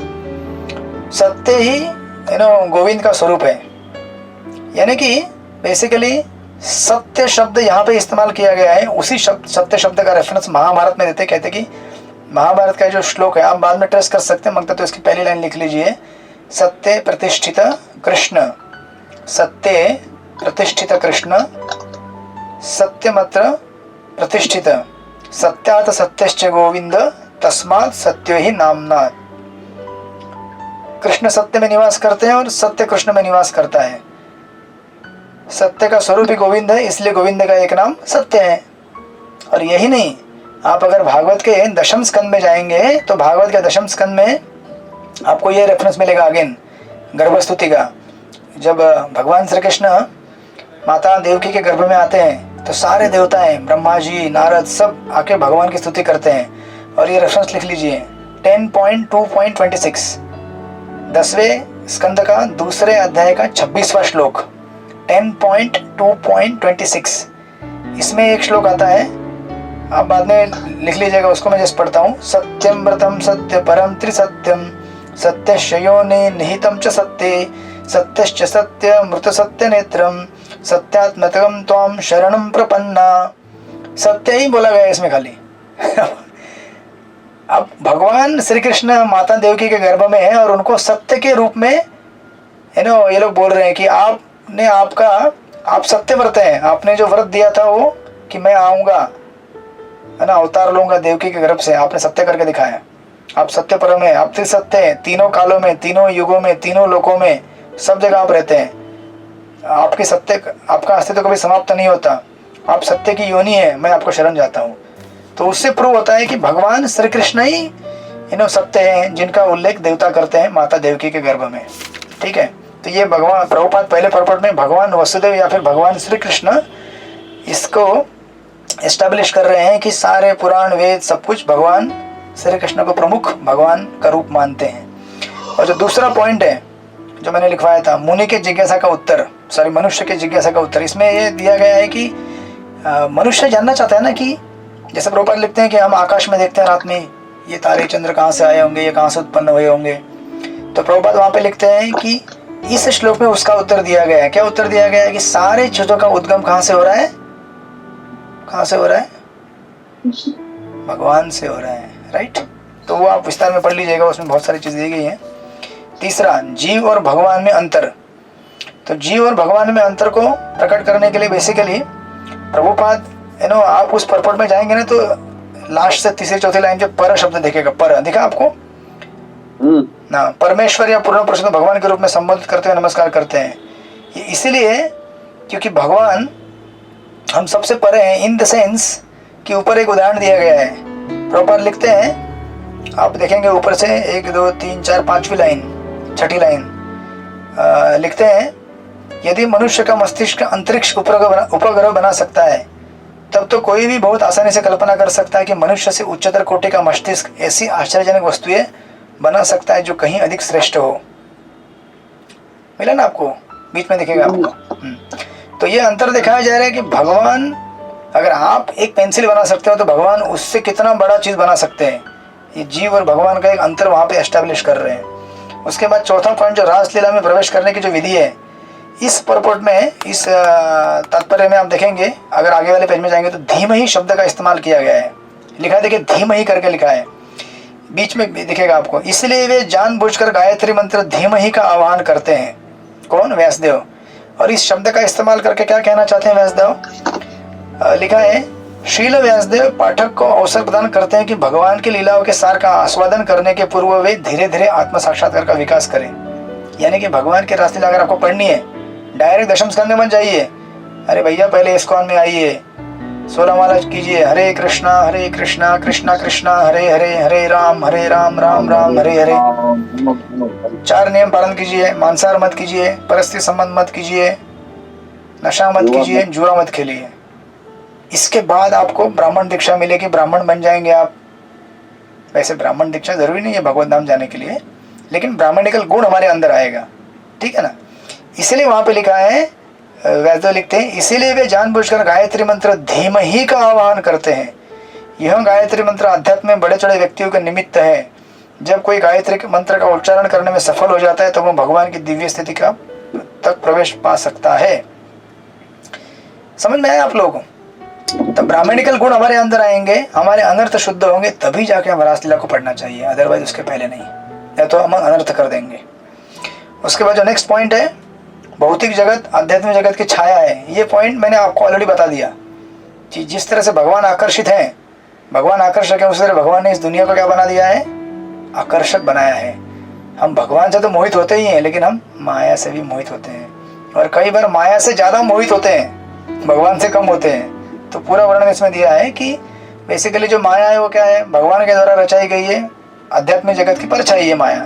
तो पढ़ लीजिएगा वहां पे विस्तार से।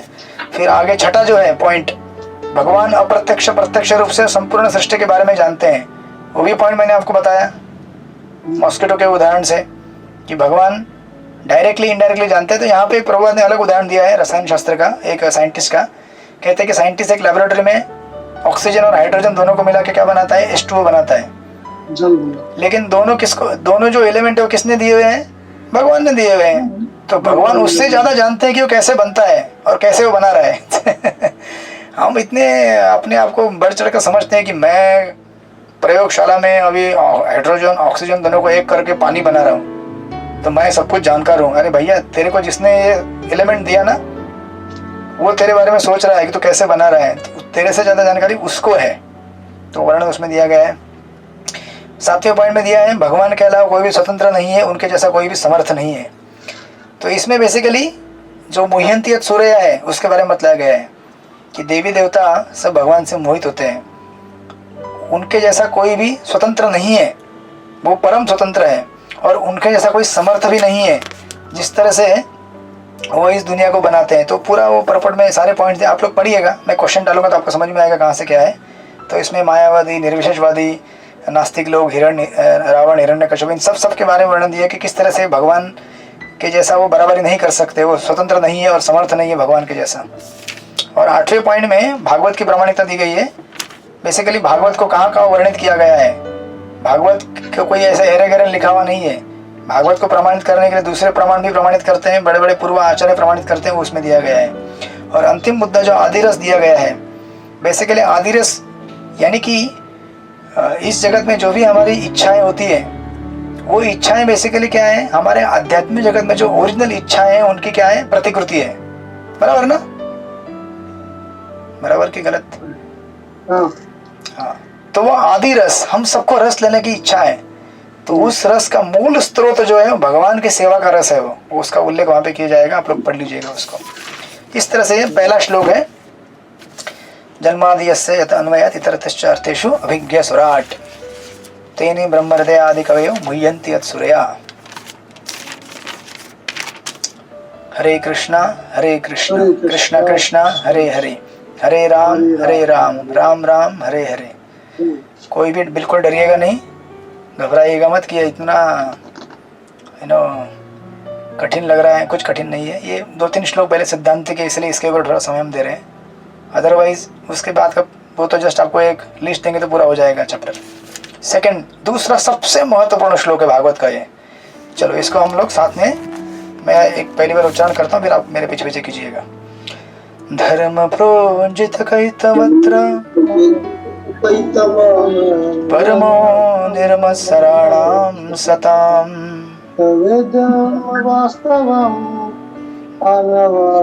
शिवदं तापोत्रयन्मूलनम् श्रीमद्भागवते महामुनिकृते किं वा परैरीश्वर सद्यो हि अवरुध्यते यत्र कृतिभिः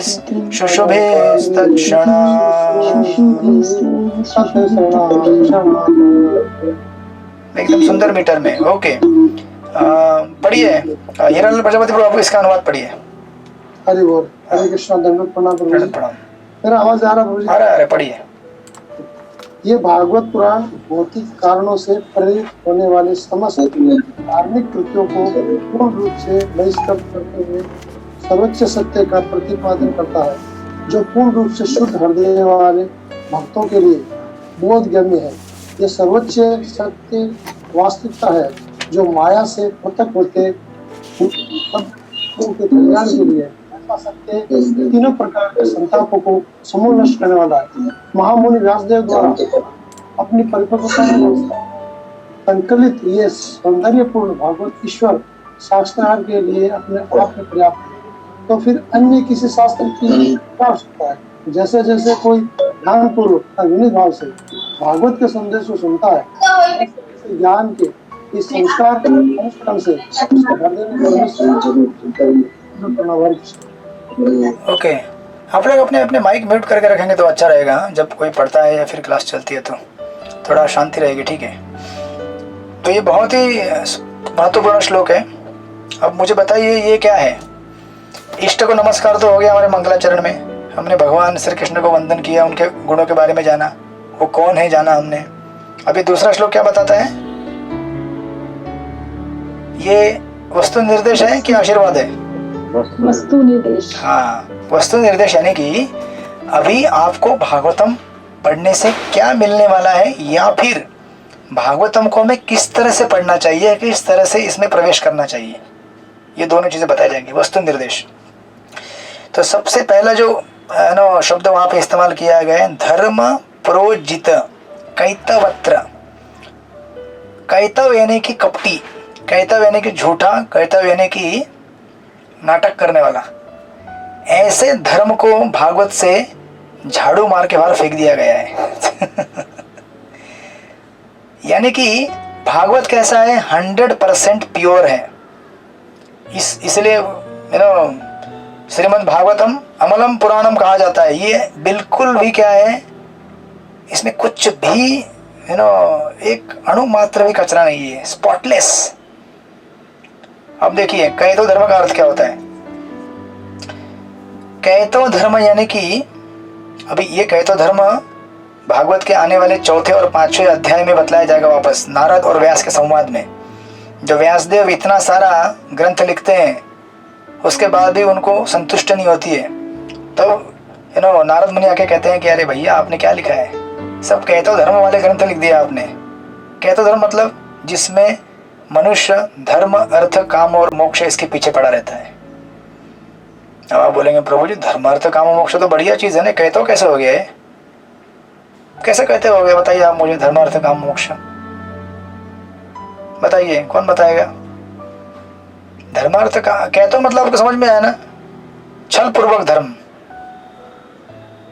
जो धर्म हमारे साथ छल करता है, जिस धर्म के अभ्यास से हमें कुछ फायदा नहीं होता है। जैसे आपको उदाहरण देता हूँ, समझो आपने अगर मार्केट गए एक कंप्यूटर के दुकान में और आपने एक लैपटॉप खरीदा 64,000 रुपया देके, ठीक है, तो घर में आ गए, पता चला अरे तो सेकंड हैंड है, अरे बाप रे, मतलब आपने जितना पैसा दिया था उस पैसे में जो चीज़ आनी चाहिए थी उतने वैल्यू की चीज़ आपको वापस नहीं मिली। हो सकता है लैपटॉप 20,000 का ही हो, लेकिन आपसे कितना लिया गया, 64,000 रुपया। इसको बोलते हैं कपट, इसको बोलते हैं छल, बराबर है कि नहीं। मतलब ज़्यादा देना और कम मिलना, और यही हमारे साथ होता है। हम माया को पूरा दे देते हैं, माया हमें इतना सा देती है, पूरा जीवन माया के लिए दे देते हैं और माया हमको इतना सा सुख देती है ना। प्रॉमिस तो बहुत करती है, बहुत मिलेगा भैया, लेकिन देते समय अंडर डिलीवरी होता है। इसको बोलते हैं कपट धर्म। यानी कि आप अगर भगवत गीता के 2 अध्याय में आई थिंक 42वें श्लोक में जाएंगे तो आपको वहां पे मिलेगा, यामिमाम पुष्पिता वाचम प्रवद्यन्ति अवपश्चिता कामात्मना स्वर्गपरा जन्म कर्म फलाप्रदाम क्रिया विशेष बहुलाम भोग ऐश्वर्य गतिम प्रति। यानी कि जो लोग केवल देखिए 2 लेवल हो सकते हैं। कहता धर्म तो नहीं, लेकिन कहता धर्म के पहले एक लेवल होता है, एक होता है प्योर भौतिकवाद। समझ में आ रहा है आपको? प्योर भौतिकवाद मतलब केवल आहार निद्रा भय मैथुन के लिए जीवन जीना। उससे हम क्या करेंगे, पापमय जीवन जिएंगे, कर्म के बंधन को लगेंगे और संसार चक्र में घूमते रहेंगे। लेकिन कभी कभी ये तो हो गया फुल मटेरियलिज्म। दूसरा एक लेवल होता है रिलीजियस मटेरियलिज्म, यानी कि धार्मिक भौतिकतावाद। गणेश की पूजा करो, इंद्र की पूजा करो, इसकी पूजा करो, ये फल मिलेगा, स्वर्ग में जाएंगे, अच्छे बच्चे होंगे, अच्छी पत्नी मिलेगी, बंगला मिलेगा, मजा करेंगे। लेकिन मजा नहीं कर सकते क्योंकि आपने 64,000 रुपया दिया है, लेकिन माल मिलेगा 20 रुपए का। 64,000 का पूरा माल मिलने वाला नहीं है। अब ये सारे धर्म वेदों ने दिए, तो आप बोलेंगे वेदों ने अगर दिए तो फिर कपट धर्म कैसे हो गए? अरे भैया, ये वेदों ने इसलिए दिए हैं ताकि मनुष्य समाज को कम से कम किसी तो रोल में बांधा जाए। ठीक है, आपको धर्म करना, आपको अर्थ चाहिए ना, धर्म करना पड़ेगा, उसके लिए यज्ञ करने पड़ेंगे, अनुष्ठान करने पड़ेंगे, तो अर्थ से काम प्राप्ति होगी। धर्म होगा तो अर्थ मिलेगा, फिर काम होगा, और काम से क्या होगा, कर करके संतुष्ट हो जाएंगे नहीं, फ्रस्ट्रेट हो जाएंगे उससे। फिर बोलेंगे अभी मैं एक सामान्य व्यक्ति की तरह जीवन भोगना नहीं चाहता हूँ, मैं भगवान बनना चाहता हूँ। यानी कि मेरे को क्या चाहिए, अभी निर्विशेष मुक्ति चाहिए, ब्रह्म में लीन होना चाहता हूँ मैं, अब मैं भगवान बनना चाहता हूँ। बहुत हो गया, नहीं चाहिए मुझे ये सब छोटा छोटा छोटा, राइट। या फिर पूरी समझ नहीं रहेगी तो क्या, मुक्त करना है मुझे, मुक्त करना नहीं चाहिए, कंटल आ गया। यानी कि ये जितने भी धर्म अर्थ काम है और इवन मोक्ष भी, ये सब स्व स्वार्थ से भरे हुए हैं, बराबर। ऐसे धर्मों को भागवत से झाड़ू मार के बाहर फेंक दिया गया है, प्रोज्जित, यानी कि प्रभुपाद तो लिखते हैं किक्ड, लात मार के भगा दिया है। इनको जगह नहीं है भागवतम में, क्योंकि भागवतम में केवल आपको शुद्ध कृष्ण के महिमा गुणगान का वर्णन मिलेगा, जो आपको सीधे भगवत धाम लेके जाएगा, इस जगत के परे। क्योंकि देखिए, आपने कितना भी यज्ञ अनुष्ठान किया, स्वर्ग में गए, तो भी फिर भी क्या है, क्षीणे पुण्य मृत्यु लोक विशंति, वापस इस जगत में आना पड़ता है ना। जन्म मृत्यु जरा व्याधि तो खत्म नहीं होगा हमारे से कभी। तो फिर आपको आपके जो मनुष्य जीवन है, देखिए मनुष्य जीवन कैसा है, एक लॉन्चिंग पैड है। मनुष्य जीवन एक लॉन्चिंग पैड है टेक ऑफ करने के लिए। जैसे पायलट एरोप्लेन जो रहता है ना, हेलीकॉप्टर या, उसके लिए एक लॉन्चिंग पैड रहता है ना टेक ऑफ करने के लिए। लॉन्चिंग पैड नहीं रहेगा तो टेक ऑफ नहीं कर सकता हो। उड़ नहीं सकता उस जगह से। उसी प्रकार मनुष्य जो योनि है, ये जो शरीर है, ये आत्मा के लिए लॉन्चिंग पैड है जहां से वो टेक ऑफ कर सकता है इस टेम्पररी जगत से परमानेंट जगत की तरफ। अगर हमने वो यूटिलाइज नहीं किया वो टेक ऑफ करने के लिए, मतलब हम क्या कर रहे हैं, अभी भी कैतो धर्म में फंसे हुए हैं। ये सृष्टिपति प्रभु आपको समझ में आ रहा है? यस प्रभु जी। आपकी सोच में पड़ गए? नहीं, सोच में नहीं पड़ रहा है, आपको सुन रहा हूँ। अच्छा। बोले यार आज तक हम लोगों ने इतना धर्म कर्म किया, कैतो बोल रहे हैं इसको। तो इस्कॉन में आने के पहले हमने यही सब किया है, बराबर ना? जितने भी देवी देवता है उनकी तो शुद्ध भाव से पूजा कभी हमने की नहीं है, वो तो केवल एक कामना के हिसाब से की है, राइट? तो इसीलिए ये दो प्रॉब्लम हमारे साथ आ सकती है। या तो पूरा भौतिकवाद हमारे जीवन में हो सकता है, या फिर धार्मिक भौतिकवाद। धार्मिक भौतिकवाद यानी कि धर्म का इस्तेमाल अपने काम को तृप्त करने के लिए करना, यानी कि धर्म का इस्तेमाल हमें एक्चुअली किसके लिए करना चाहिए? आध्यात्मिक उन्नति के लिए करना चाहिए, लेकिन भौतिकवाद के लिए हम करते हैं। इसीलिए भागवत कह रहा है कि हमें ऐसा नहीं करना चाहिए। ये देखिए अभी भागवत में ये वस्तु निर्देश है, यानी कि भागवत में आपको ऐसा धर्म मिलेगा, ऐसे भगवान की कथाएं मिलेंगी जिसमें बिल्कुल भी कपट धर्म का वर्णन नहीं है। या फिर इसका दूसरा ये होता है कि हमें भागवत को इस भाव में स्वीकार करना चाहिए, कपट भावना में न आते हुए। अदरवाइज ऐसे धर्म को भागवत ही खुद कंडेम करता है। आप अगर दशम स्कंद में जाएंगे तो वो श्लोक आएगा आपको, या तीर्थ बुद्धि सलीली न करे चित जनेशु अभ्य किसी सहयोग गोखर। व्यक्ति तीर्थ यात्रा में जाता है केवल किसके लिए? डुबकी मारने के लिए नदी में। हाँ मैं पवित्र हो गया, पवित्र हो गया, फिर बाहर आके सिगरेट फूकेगा। या ऐसे कई भागवत कथाकार भी हैं, प्रभुपाद कहा करते हैं हिंदी में, भागवत कथा कर करके गला सूख गया, लाओ भाई बीड़ी लाओ, थोड़ा गला सूख गया है। इस तरह से भागवत को नहीं समझा जा सकता, इस तरह से धर्म का उद्देश्य नहीं समझा जा सकता। इसलिए भागवत एकदम बिगिनिंग से क्लियर कर रहा है। आप तीर्थ यात्रा में जाएंगे केवल नहाने के लिए नहीं जाएंगे, बल्कि आप साधु महात्माओं के वाणी के द्वारा स्नान करने के लिए जाएंगे, उन कथाओं में स्नान करने के लिए जाएंगे जो आपको पवित्र करेगी। क्लियर? Not clear? और एक उदाहरण देता हूँ। जैसे आपने समझो 100 रुपया से फॉर एग्जाम्पल 100 रुपया अगर किसी को दिया, और आप समझो कि आप कोई वस्तु लेना चाहते हैं 100 रुपये की, और उस 100 रुपये के रिटर्न में उसने आपको क्या दिया? 1 रुपये का चीज़ दिया। तो कोई भी समझदार या ना समझदार, कोई भी ऑर्डिनरी आदमी समझ सकता है कि मेरे साथ धोखा हुआ है? नहीं समझ सकता क्या? तो भैया मैंने 100 रुपया दिया था, तुम 1 रुपये का वो चीज़ मेरे को दे रहे हो, अरे कम से कम 50 रुपये का दो यार। वही हमको नहीं समझ में आता है ना। ये मनुष्य शरीर इतना वैल्यूएबल है, इससे इतना पोटेंशियल है कि हम वैकुंठ को प्राप्त कर सकते हैं, लेकिन हम लोग क्या कर रहे हैं? ज़्यादा ज़्यादा हम स्वर्ग तक जाते हैं, वो तो आजकल वो भी नहीं जाते लोग, बस यहीं पे कीड़े मकोड़े बन के मरते रहना है जन्म जन्म। किसी को कुछ समझ ही नहीं है, आत्मा क्या है, भगवान कौन है, जगत क्या है, राइट? इसलिए भागवतम यहाँ पे बोल रहा है कि इससे हमें बाहर निकलना है। इवन मोक्ष, कभी कभी आपको लगेगा अरे मोक्ष इतना बड़ा चीज़ है, उसके बारे में आप ऐसा बोले, नहीं। मोक्ष में भी पूर्ण लिबरेशन, मुक्ति नहीं है, क्योंकि मोक्ष में क्या होता है?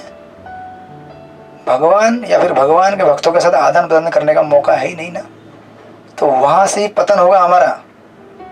भागवत के दशम स्कंद में वापस वहाँ बोलेंगे आपको कि जिन लोगों ने इस जगत का त्याग कर दिया, माया समझकर, मिथ्या समझकर, और ब्रह्म में लीन हो गए, है ना, लेकिन वो व्यक्ति भी वहाँ से नीचे वापस आ जाते हैं और यहाँ पे दुकान खोलते हैं, समाज सेवा करते हैं। प्रभुपाद अपने कई तात्पर्यों में कहते हैं, किस लिए? क्योंकि वहाँ रस नहीं मिला। अरे भैया अकेले कैसे रस मिलेगा? हम सब भगवान के दास हैं, जीवात्माएं हैं, हमको रस केवल सेवा करके मिलता है। सेवा करने में ही रस है, और अगर वो रस नहीं मिलेगा तो ढूंढते फिरेंगे यहाँ वहाँ, लाइक दैट। तो ये आपका दूसरा श्लोक है। अभी दूसरे तीसरे श्लोक में प्रभुपाद के पॉइंट्स नहीं दूंगा क्योंकि टाइम थोड़ा कम है। तीसरे श्लोक को पूरा करके फिर हम लोग अगले क्लास में उसके पॉइंट्स दूंगा और फिर आगे बढ़ाएंगे इसको। तो ये दूसरा श्लोक का पहला शब्द दिया है, कैतो धर्म। सबको क्लियर है ये? तो भागवत एकदम शुद्ध है, जहां से कैतो धर्म को निकाल दिया गया है। सेकंड चीज बहुत ही इंपॉर्टेंट, निर्मत्सराणाम सताम। निर्मत्सराणाम सताम बोल के ये कहना चाहते हैं, क्या बोल रहे हैं, एक मिनट, हाँ, वेद्यम धर्म प्रोजित कैतवत्र परमो निर्मत्सराणाम सताम। इस भागवत को कौन समझ सकता है? वहां पे लिखा है जो पूर्ण रूप से शुद्ध हृदय वाले भक्तों के लिए बोधगम्य है। जब तक हमारा हृदय निर्मत्सराणाम सताम नहीं होगा, यानी कि मत्सरता यानी कि ईर्ष्या, एनवी, इससे दूर नहीं होगा, तब तक हम भागवत को नहीं समझ सकते। तो आप डर गए, अरे बाप रे, हमारा तो हृदय ईर्ष्या से भरा हुआ है, या तो भक्तों के लिए, या भगवान के लिए, या इस जगत के लोगों के लिए। नहीं, ये क्या है? एस्पिरेशन है, हाईएस्ट क्वालिफिकेशन है। लेकिन भागवत हमें ये बता रहा है कि हमें ऐसा एटीट्यूड बनाना चाहिए। तो अभी आप बोलेंगे फिर ये सताम यानी कि डिवोटीज, ठीक है ना, निर्मत्सरम सताम। अभी एनवी जो होती क्या चीज़ है, ये ईर्ष्या क्या है, इसका रूट क्या है? ईर्ष्या का रूट है, उसका मूल स्रोत है दूसरों के जैसा, जैसे कोई व्यक्ति के पास अगर 2 कार है, 2 बड़ी बड़ी घड़ियां हैं, या बड़ा घर है, उसको देख के अरे मुझे भी उसके जैसा एंजॉय करना चाहिए, तो मैं उससे 2 अगर ज़्यादा गाड़ी लूंगा ना, मजा आएगा। इसको बोलते हैं ईर्ष्या। मतलब बेसिकली भौतिक जगत में भोग करने की इच्छा, ये हमारे ईर्ष्या का जड़ है। इसलिए जब तक हम शुद्ध भाव में आकर हरे कृष्णा कृष्ण कृष्ण हरे हरे, हरे राम राम राम हरे हरे, शुद्ध भाव से जब तक हम लोग भगवान की भक्ति करने का प्रयास नहीं करते, तब तक हम लोग इस ईर्ष्या से दूर नहीं हो पाएंगे। अब देखिए ना, भौतिक जगत में एक्चुअली ईर्ष्या मतलब सबसे बड़ा चीज माना जाता है जिसके लिए लोग जीते हैं। समझो मेरे पास अगर 2 गाड़ी है, अगर मेरे पड़ोस वाले के पास अगर 3 गाड़ी है, बोलूँगा मेरे पास भी और 2 होनी चाहिए, मेरे पास 4, उसके पास 3। और जब मेरे पास 4 गाड़ियाँ होंगी और सामने वाले के आंखों में जब ईर्ष्या छलकेगी ना, क्या मजा आएगा। देखो जल रहा है, इधर तक बात आ रही है। यानी कि दूसरों को ईर्ष्या करते हुए हमको देखकर आनंद आता है। ये भौतिक जगत ईर्ष्या के ऊपर चलता है, लेकिन भागवतम बोल रहा है कि हमें इस तरह से नहीं जीना है। इस तरह से भागवत हमें समझ में नहीं आएगा। हमें निर्मत्सर होना है। हमें क्या होना है? निर्मत्सर होना है। इसीलिए निर्मत्सर होने के लिए क्या करना पड़ेगा? पहले इस भौतिक जगत में भोग करने की जो इच्छा है उसको समाप्त करनी पड़ेंगी। शुद्ध भाव में आकर भगवान की भक्ति करनी पड़ेगी। और केवल ये इस जगत के लिए नहीं है। अब देखिए, जैसे कर्मकांड के लेवल पर हम इस जगत के लोगों से कंपटीशन करते हैं, और ज्ञान कांड के लेवल पर हम भगवान से कंपटीशन करते हैं। अरे भगवान इतना एंजॉय करेगा, तो भगवान से भी ईर्ष्या नहीं करनी है। ये वहां तक जाता है। देखिए ना, इसीलिए लोग क्या करते हैं, इस जगत में भरपूर भोग करने का प्रयास किया, नहीं हो पाया, चलो अभी इस जगत का भोगना है, भगवान बनना है डायरेक्ट। भगवान से ईर्ष्या है ना वो। इसीलिए इस जगत में लोगों से ईर्ष्या करना बंद कर दीजिए और डायरेक्ट भगवान से भी ईर्ष्या करना बंद कर दीजिए। इस तरह से हम लोग इस मत्सरता से दूर हो सकते हैं। और भागवतम इसका एकदम हाईएस्ट उदाहरण दिखाएगा 10वें स्कंद में गोपियों का, जिन्होंने सब कुछ भगवान को दे दिया, अपना तन मन धन सब कुछ। हाईएस्ट एग्जाम्पल निर्मत्सरता का। और ऐसे भक्तों के बारे में सुनकर न केवल गोपियां, अब जाएंगे 4थे स्कंद, 5वें स्कंद, 6ठे 7वें 8वें 9वें, सारे स्कंदों में आपको ऐसे भक्तों की कथाएं मिलेंगी जो निर्मत्सर रहे हैं। ऐसे भक्तों की कथा सुनने से क्या होगा? हम धीरे धीरे निर्मत्सर बनेंगे। और जितनी मात्रा में हम लोग निर्मत्सर होते जाएंगे, उतनी मात्रा में हमको भागवतम का स्वाद मिलता जाएगा। इसलिए ये वस्तु निर्देश है भागवत का, कि भागवत में एक तो कई तो धर्म रहित धर्म बताया गया है, दूसरा ऐसा धर्म है जिसमें जरा भी निर्मत्सरता को टॉलरेट नहीं किया जाएगा। हमारे हृदय में अगर थोड़ी भी मत्सरता होगी ना, भागवत हमारे अंदर प्रवेश नहीं कर सकता। साथ में डरने की बात नहीं है ये कि अरे मेरे मन में तो इतनी ईर्ष्या है तो फिर मैं भागवत कैसे पढ़ूंगा। कोई बात नहीं। ये भागवत शुरू में आपको बता रहा है कि आपको ऐसा बनना होगा, और ये बनने की विधि क्या है? भागवत सुनना। जप करना, हरे कृष्णा कृष्ण कृष्ण हरे हरे, हरे राम राम राम हरे हरे। तो हम जब भगवान का नाम जप करेंगे शुद्ध भाव में आकर, किसी भी इच्छा से रहित, न धनम न जनम न सौंदर्यम न कविताम जगदीश कामये, मम जन्मनि जन्मनीश्वरे भवतात् भक्तिर रहित। केवल भगवान के शुद्ध, देखिए आप लोग अभी कोई नए स्टूडेंट नहीं है, भगवत गीता आपने पढ़ लिया है, काफी सालों से भक्ति कर रहे हैं, आप भागवत में प्रवेश करने जा रहे हैं। हो सकता है कि आपने गीता पढ़ते पढ़ते इच्छाएं की होंगी, धनम जनम सौंदर्यम, चलेगा आप बोलते जाओ, हम लोग भी सुनते जाते हैं और हम उतना इच्छा भी रखेंगे ये मिलेगा वो मिलेगा, लेकिन एटलीस्ट अभी इस स्टेज पे आने के बाद तो हमें ये कंफर्म होना चाहिए कि मुझे भगवान से केवल भगवान ही मांगने हैं। वो एक कथाकार कह रहे थे उस दिन, मैं सुन रहा था, कभी कभी भगवान से भगवान भी मांग लिया करो। भगवान से हम लोग बहुत सारी चीजें मांगते हैं, कभी कभी भगवान को भी मांग लेना चाहिए गलती से, है ना तो इसीलिए ये भागवत यहाँ पे हमें ये मूड दे रहा है, ये हमको एक हमारी मानसिकता कैसे होनी चाहिए दे रहे हैं, निर्मत्सर। उसके बाद तीसरी चीज, वेद्यम वास्तव वस्तु, ये भागवत हमें क्या करेगा, वास्तव वस्तु के बारे में बताएगा। वेद्यम यानी कि बताएगा, वास्तव वस्तु मतलब क्या है, भगवान। और फिर जैसे पिछले श्लोक में बताया गया था, सत्यम परम धीमहि, किसके बारे में ध्यान करना है, भगवान के ऊपर ध्यान करना है, राइट। ऐसे भगवान के ऊपर ध्यान करने से क्या होगा, शिवदम तापत्रयन उन्मलम, जो आगे का लाइन है श्लोक का। ऐसे भगवान के ऊपर ध्यान करने से, ये पिछले श्लोक का कनेक्टिंग पॉइंट है। पिछले श्लोक में बताया गया था ध्यान करो, सत्यम परम धीमहि, ध्यान कीजिए। तो भगवान के ऊपर ध्यान करने से क्या होता है, शिवदम यानी कि सब ऑस्पिशियसनेस हमारे जीवन में आएगा, शुभ शुभ होगा हमारा। और तापत्रयन उन्मलम, हमारे जितने भी ताप हैं भौतिक जगत के, ताप यानी कि कौन से, जो त्रिताप है, कौन से तीन ताप है, आध्यात्मिक, अधिदैविक, अधिभौतिक, ये दूर हो जाएंगे, राइट।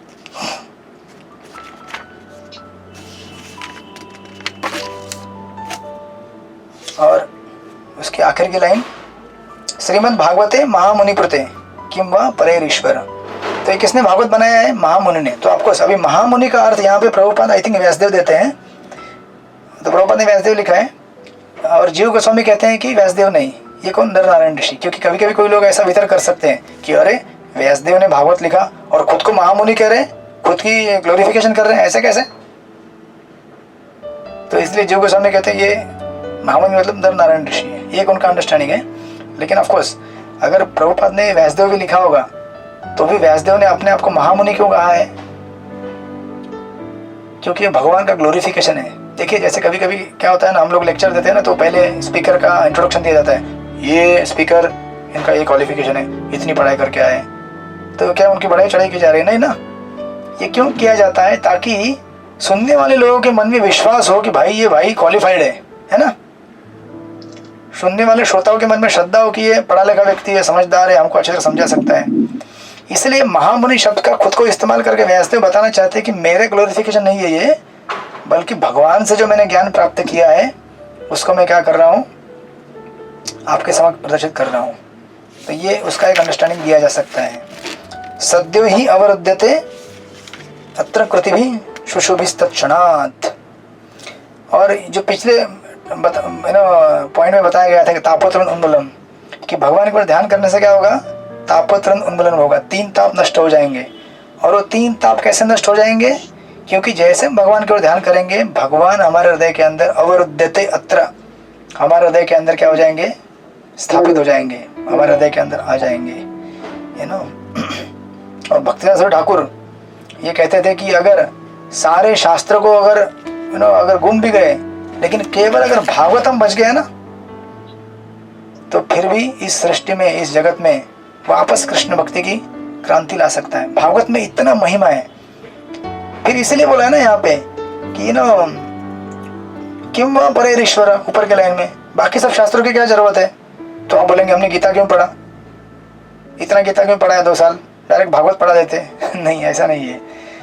ऐसे शास्त्र जो भागवत की तरफ लेके जाते हैं उनको भी इसमें स्वीकार किया गया है, जो क्रमशः हमको भागवत की तरफ लेके जाते हैं। तो इसलिए ये दूसरे श्लोक का अर्थ है कि हमें भागवत को इसीलिए नहीं पढ़ना है कि हमको भागवत का पंडित बनना है या फिर बड़ा स्कॉलर बनना है या फिर कुछ एग्ज़ाम लिखनी है। ये तो है, एग्ज़ाम लिखेंगे आप, लेकिन भागवत को हमें क्या करना है, पढ़ के अपने हृदय को साफ करना है। जो निर्मत्सर चीज़ जो है उसे हटाना है, और जो कहतो धर्म है उससे हटना है। और इस तरह से हमें भागवत का वस्तु निर्देश दिया गया है कि भागवत में ऐसे धर्म का वर्णन किया गया है जो पूर्णतः शुद्ध है। हरे कृष्णा कृष्ण कृष्ण हरे हरे, हरे राम राम राम हरे हरे। ओके, तो ये हो गए 2 श्लोक। अभी आप बोलिए, थके हुए हैं आप कि हम आगे बढ़ सकते हैं तीसरा श्लोक की तरफ? आपके किसी के कुछ प्रश्न, कुछ विचार बताइए।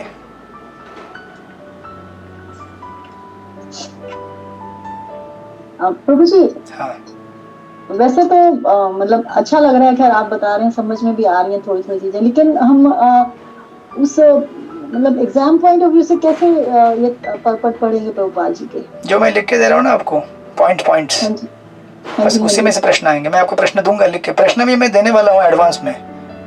ऐसा नहीं कि डायरेक्ट एग्जाम में क्वेश्चन आएंगे, नहीं, मैं आपको क्वेश्चन बना के दूंगा और बताऊँ फिर आएंगे। हाँ, और मैं वो भी बताऊंगा कि कौन से पैराग्राफ में उसका उत्तर है, डोंट वरी। और ये जो बाकी जो मैं बता रहा हूँ, ये तो हमको भागवत का फ्लो समझने के लिए। नहीं तो आप बोलेंगे प्रभु जी पढ़ के दिखाना, तो हम लोग भी पढ़ लेंगे भागवतम। नहीं प्रभु जी, जैसे पहले एक बार थोड़ा थोड़ा पढ़ी हुई है, लेकिन जो आप बता रहे हैं उससे बहुत अच्छा थोड़ा इंटरेस्ट भी क्रिएट हो रहा है। हाँ, और क्या करने का, कभी कभी आपको क्या है ना, ये बहुत ही, क्योंकि मैं भी जब सुनता हूँ, जब मैं स्टडी करता हूँ, तो मैं भी बहुत है ना सोर्सेस से सुन के इकट्ठा करता हूँ चीज़ों को, और उसमें अपनी समझ लगाता हूँ। तो हो सकता है आपको फर्स्ट हियरिंग में इतना समझ में ना आए, तो आपको वापस जाकर रिकॉर्डिंग सुनना पड़ेगा कि कहाँ से कुछ पॉइंट बताए गए थे, है ना। या फिर इतना भी नहीं समझ पाए तो मेन जो पॉइंट आते हैं, जैसे कैतव धर्म है। अभी देखिए, हमने पहले भी पढ़ा हुआ, लेकिन कैतव धर्म हमको इतना समझ में नहीं आया होगा। हमने पहले भी पढ़ा होगा निर्मत्सर क्या होता है, लेकिन निर्मत्सर ठीक है, लेकिन निर्मत्सर की डेफिनेशन है, निर्मत्सरता कैसे लाना है जीवन में, उसकी व्याख्या है। तो थोड़ी थोड़ी चीज़ें क्लियर होती जाएंगी। इतना भी हुआ तो भी सक्सेस। और फिर प्रभुपाद के तात्पर्य तो है ही है, हम तो उसको पढ़ना ही है, उनको क्वेश्चन में बाद में दूंगा, तो उसके पढ़ के हम शुद्ध होते जाएंगे। और फिर बाद में जैसे कथाएं चालू होंगी तो आपको और रस मिलेगा इसमें। क्या है, पहले गाड़ी का इंजन, उसका हेडलाइट, उसका फ्यूल सब भरना पड़ेगा ना। गाड़ी में फ्यूल डालेंगे तो गाड़ी चलेगी, बिना फ्यूल के गाड़ी नहीं चलेगी सिद्धांत के बिना। दैट्स व्हाई, अदरवाइज कोई प्रॉब्लम नहीं है। तो लास्ट का एक श्लोक बाकी है जो एक 15 मिनट में पूरा हो जाएगा, उसको पूरा करते हैं, ठीक है ना। शोभा माता जी, ठीक है ना? ठीक है ओके, हरे कृष्ण। तीसरा इससे भी रसिक श्लोक है, इसमें तो और आनंद आएगा आपको। तीसरा श्लोक उच्चारण करते हैं। निगम कल्पतरुगलितं फलम शुकमुखान् द्रव्य संयुतं पिबत भागवतं रसमालयं मुहुरहो रसिका भुवि भावुका। ओके, हाँ रमेश प्रभु आप पढ़ेंगे अनुवाद श्लोक का? हाँ पढ़िए। बहुत जनों वेबसाइट रूपी कल्पवृक्ष के इस पक्व फल श्रीमद भागवत को जरा चखो तो ऐसी सुखदेव गोस्वामी के मुख से निःसृत हुआ है। अतएव ये और भी अधिक रुचिकर हो गया है। यद्यपि इसका अमृत रस मुक्त जीवों समेत समस्त पहले से आस्वादित था। Okay, thank you. अब कह रहे हैं तीसरा चीज, पहले हमने देखा इष्ट का नमस्कार, दूसरा हमने देखा वस्तु निर्देश, यानी कि इस पुस्तक में क्या है, और तीसरा हम अभी देखने जा रहे हैं आशीर्वाद। अब सुखदेव गोस्वामी और व्यासदेव ये हमको क्या करेंगे, आशीर्वाद देंगे कि इस भागवतम से आपको क्या मिलेगा। खैर, इसके पहले मैंने 1-2 पॉइंट गौर कृष्ण महाराज के पॉइंट में से बताना भूल गया। पिछले श्लोक में एक सुंदर श्लोक आता है, इसमें वर्णाश्रम शिष्य में महाप्रभु कहते हैं, 4 वर्णाश्रम यदि कृष्ण नहीं बजे, स्वकर्म करायु सही रौरव पड़ी मजे। यानी कि कैतव धर्म क्या होता है उसकी व्याख्या करें महाप्रभु कि वर्णाश्रम भी हमने अगर पालन किया लेकिन भगवान विष्णु का पूजन नहीं किया तो वर्णाश्रम पालन करने से हम नरक में जा सकते हैं। सही है ना। वर्णाश्रम मतलब क्या है, मैनेजमेंट सिस्टम है, एक पर्टिकुलर क्लास है, ये ब्राह्मण क्षत्रिय शूद्र वैश्य। लेकिन अगर विष्णु गायब हो गए उसमें से भगवान की पूजा, तो फिर किसी काम का नहीं हो।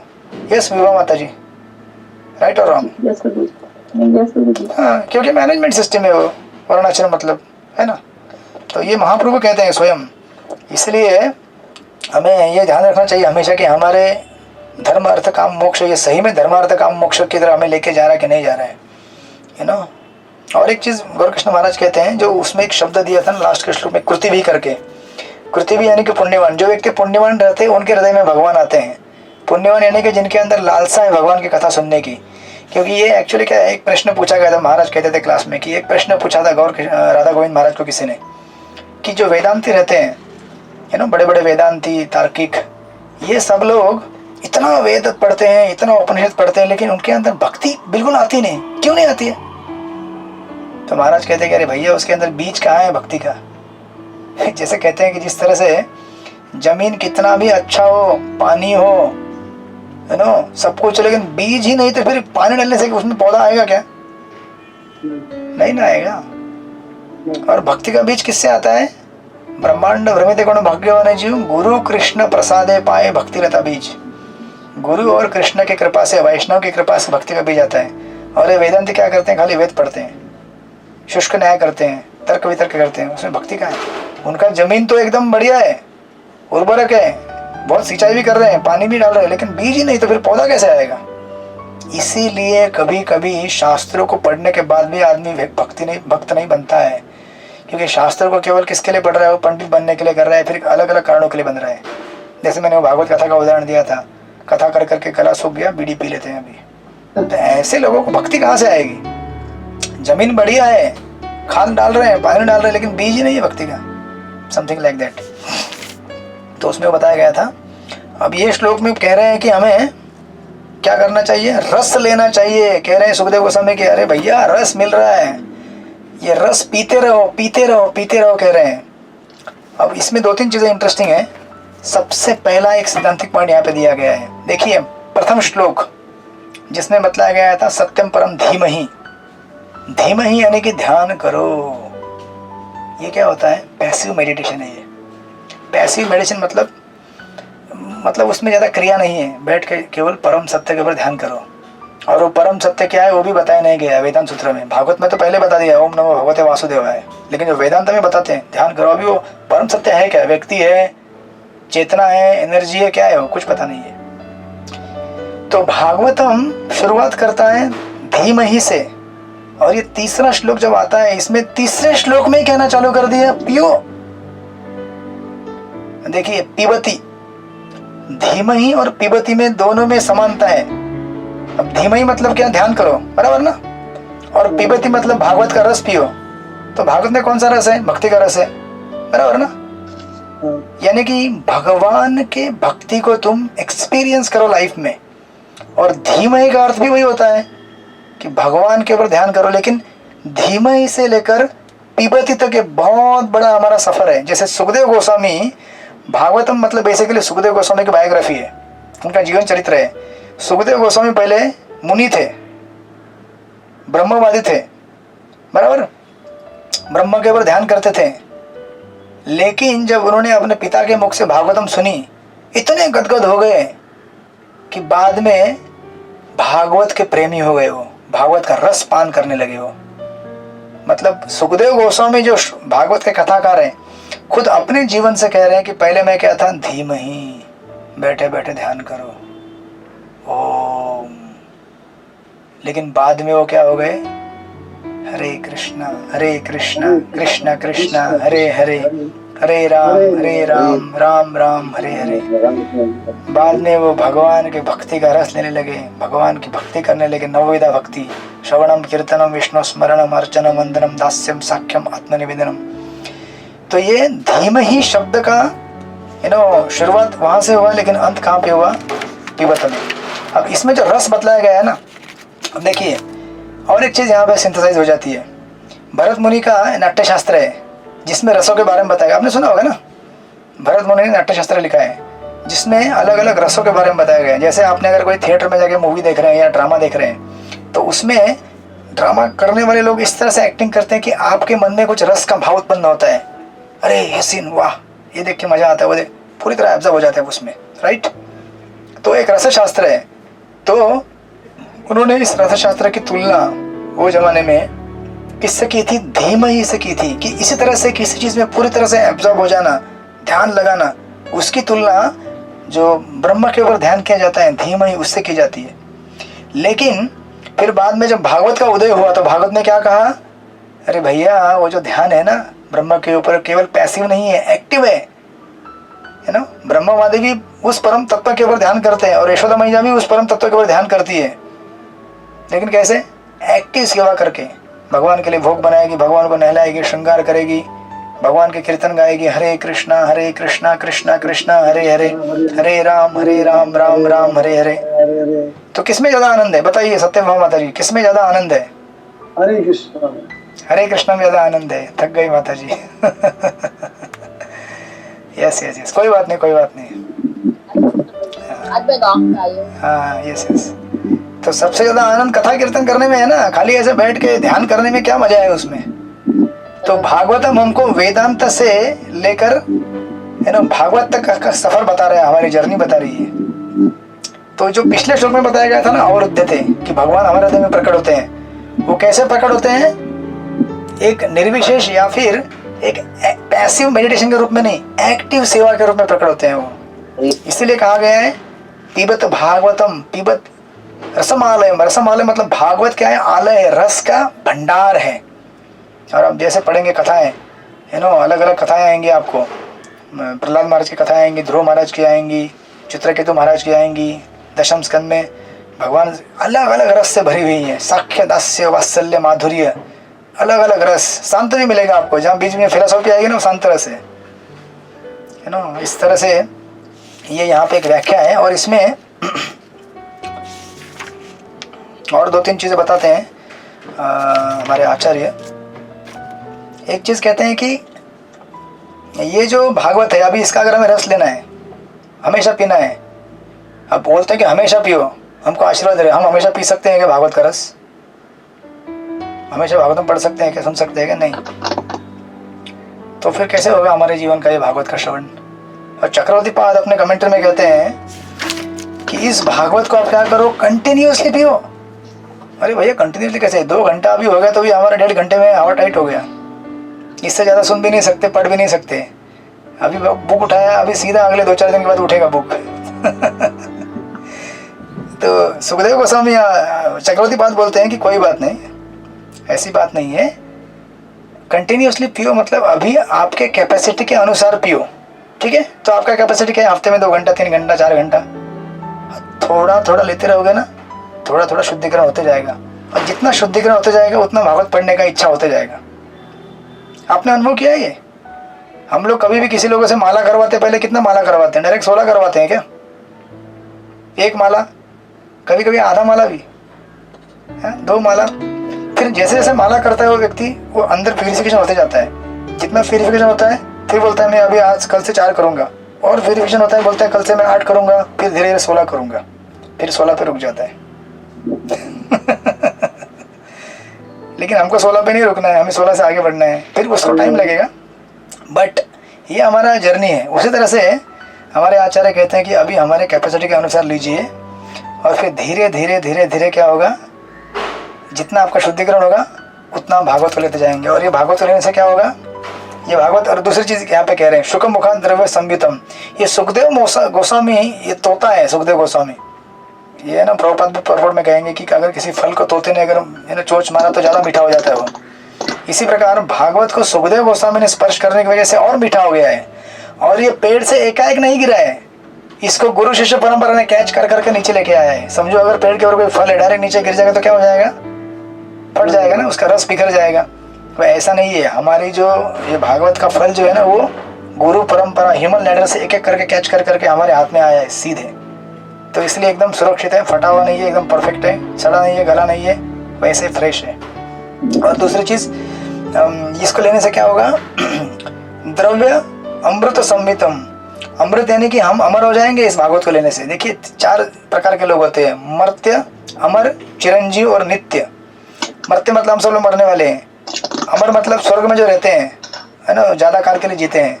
और चिरंजीव यानी कि ब्रह्मा के एक जीवन में रहते, ब्रह्मा के एक दिन तक जीते हैं या फिर ब्रह्मा के पूर्ण जीवन काल तक जीते हैं, उसको चिरंजीव कहते हैं। और अंतिम है नित्य। मरते यानी कि जो हम मरने वाले हैं कुछ काल में, दूसरा अमर यानी कि जो देवताओं के जैसा जीवन जीते हैं लेकिन नीचे आते शनि पुण्यवती लोग वैशंती, तीसरा चिरंजीव यानी कि ब्रह्मा का एक जीवन या फिर एक दिन। लेकिन हमको भागवत का रस लेने से क्या मिलेगा? नित्यता मिलेगी, हमें ऐसा अमृतत्व मिलेगा, हम अमर हो जाएंगे हमेशा के लिए, भगवत धाम जाएंगे।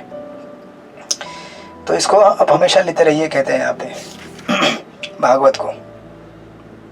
और ऑफ कोर्स लास्ट में कह रहे हैं कि मुहुरो रसिका भूई भावुका।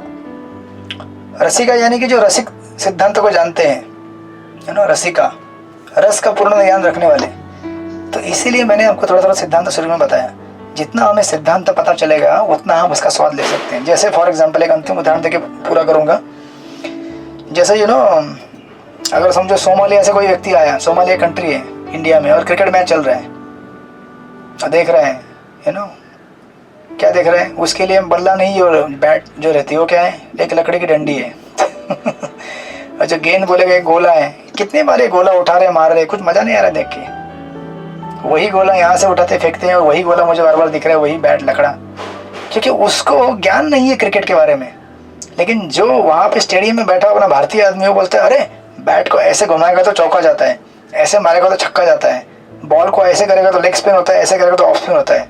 और हर किसी अंदाज में फेंके हुए बॉल है बैठ के अपने अपने परिणाम होते हैं। तो उसको रस का ज्ञान है क्रिकेट के। तो जब वो क्रिकेट का रस लेता है तो उसको आनंद आता है। लेकिन जिसको ज्ञान नहीं है उसको रस नहीं आता है, बराबर ना। उसी तरह से जब हम ऐसे भक्तों के संग में रहेंगे, अभी अगर समझो किसी को क्रिकेट का फैन बनना है तो क्या करना चाहिए? उसे ऐसे भक्तों का संग लेना चाहिए जो भागवत का रस प्राप्त कर चुके हैं। क्रिकेट का रस जिन्होंने प्राप्त किया है, क्रिकेट अगर आपको समझना है तो, अगर भागवत का रस प्राप्त करना है तो भागवत के साथ आप रहिए, भागवत से सुनिए, भागवत व्यक्ति से, उनसे सुनने के बाद, उनका संग लेने के बाद आपको ये विज्ञान समझ में आएगा और फिर आप भी क्या हो जाएंगे? रसिक हो जाएंगे और इस रस को पीने का प्रयास करेंगे। देखिए इसलिए चैतन्य महाप्रभु या फिर हमारे जीवन में देखिए ना, कभी कभी हम लोग कुछ कुछ ऐसे हरे कृष्ण महामंत्र के ट्यून रहते हैं, एक ट्यून 100 बार भी सुन लेते हैं, सुनते हैं ना। मेरे कुछ फेवरेट ट्यून है माधव प्रभु के, कुछ ट्यून से मैं उनको अब तक 100-150 बार सुन चुका, वही लगाता हूँ मैं हमेशा ऑफिस में जब बैठता हूँ तो। क्यों?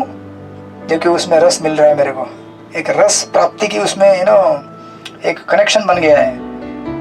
या फिर कोई भागवत का चैप्टर या कोई श्लोक हम लोग बार बार उच्चारण करते हैं, क्यों? उसमें वो रस मिल रहा है हमको। और जिसको नहीं पता है इसमें क्या रस है और कैसे होता है ये, उसको नहीं समझ में आएगा। तो चैतन्य महाप्रभु प्रहलाद महाराज, ध्रुव महाराज की कथाएं 100 बार 150 बार सुनते थे तोता गोपीनाथ में, और उनके आंखों से निकले हुए आंसू से भागवत की पूरी शाही निकल जाती। सोचिए कितना प्रेम है भागवत में। मतलब जो प्रहलाद महाराज के साथ, ध्रुव महाराज के साथ भगवान ने जो आदान प्रदान किया, उस रस का स्वादन कर रहे हो। और जब हम भी ऐसे भागवतम सुनेंगे तो वो जो रस का आदान प्रदान भक्त और भगवान के बीच में हो रहा है ना, उस रस की कुछ बूंदें छिटक कर हमारे हृदय में गिरना चालू होती हैं और फिर हमारा हृदय भी धीरे धीरे धीरे धीरे प्रेम से भरना चालू होता है। ये भागवत कथा की महिमा है। इस तरह से हम इसको पढ़ते रहेंगे, रिलीज करते रहेंगे। ये हमको आशीर्वाद दे रहे हैं व्यासदेव कि हे रसिका इसको पीजिए पीजिए। और व्यासदेव मंगलाचरण में ही इतने खुश हैं। गौर कृष्ण महाराज कहते हैं कि मंगलाचरण में इतने खुश हैं, अपना भाग्य, उन्होंने जो वेदों की रचना की थी, इतिहास पुराण, और सोच रहे थे कि जीवों का सम्यक हित नहीं हो रहा है। फिर नारद मुनि आए और उन्होंने उनको बताया कि भागवत लिखो। और भागवत लिखने के बाद अभी भागवत किसको मिल रहा है? ये केवल ब्राह्मण पढ़ेगा ऐसा नहीं है, सही ना।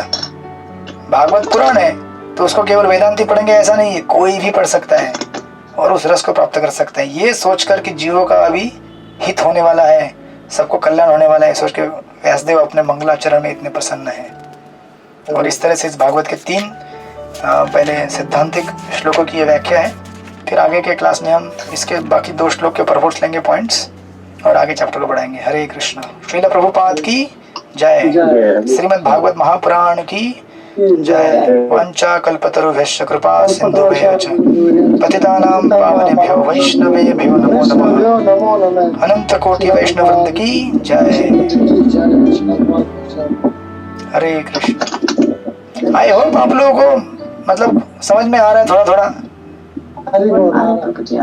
कि आप लोग हाँ यस माता जी। हरे कृष्णा, दंडवत प्रणाम प्रभु जी। दंडवत। 40 भक्तवृंद की तरफ से एक रिक्वेस्ट थी प्रभु जी। हाँ बोलिए माता जी।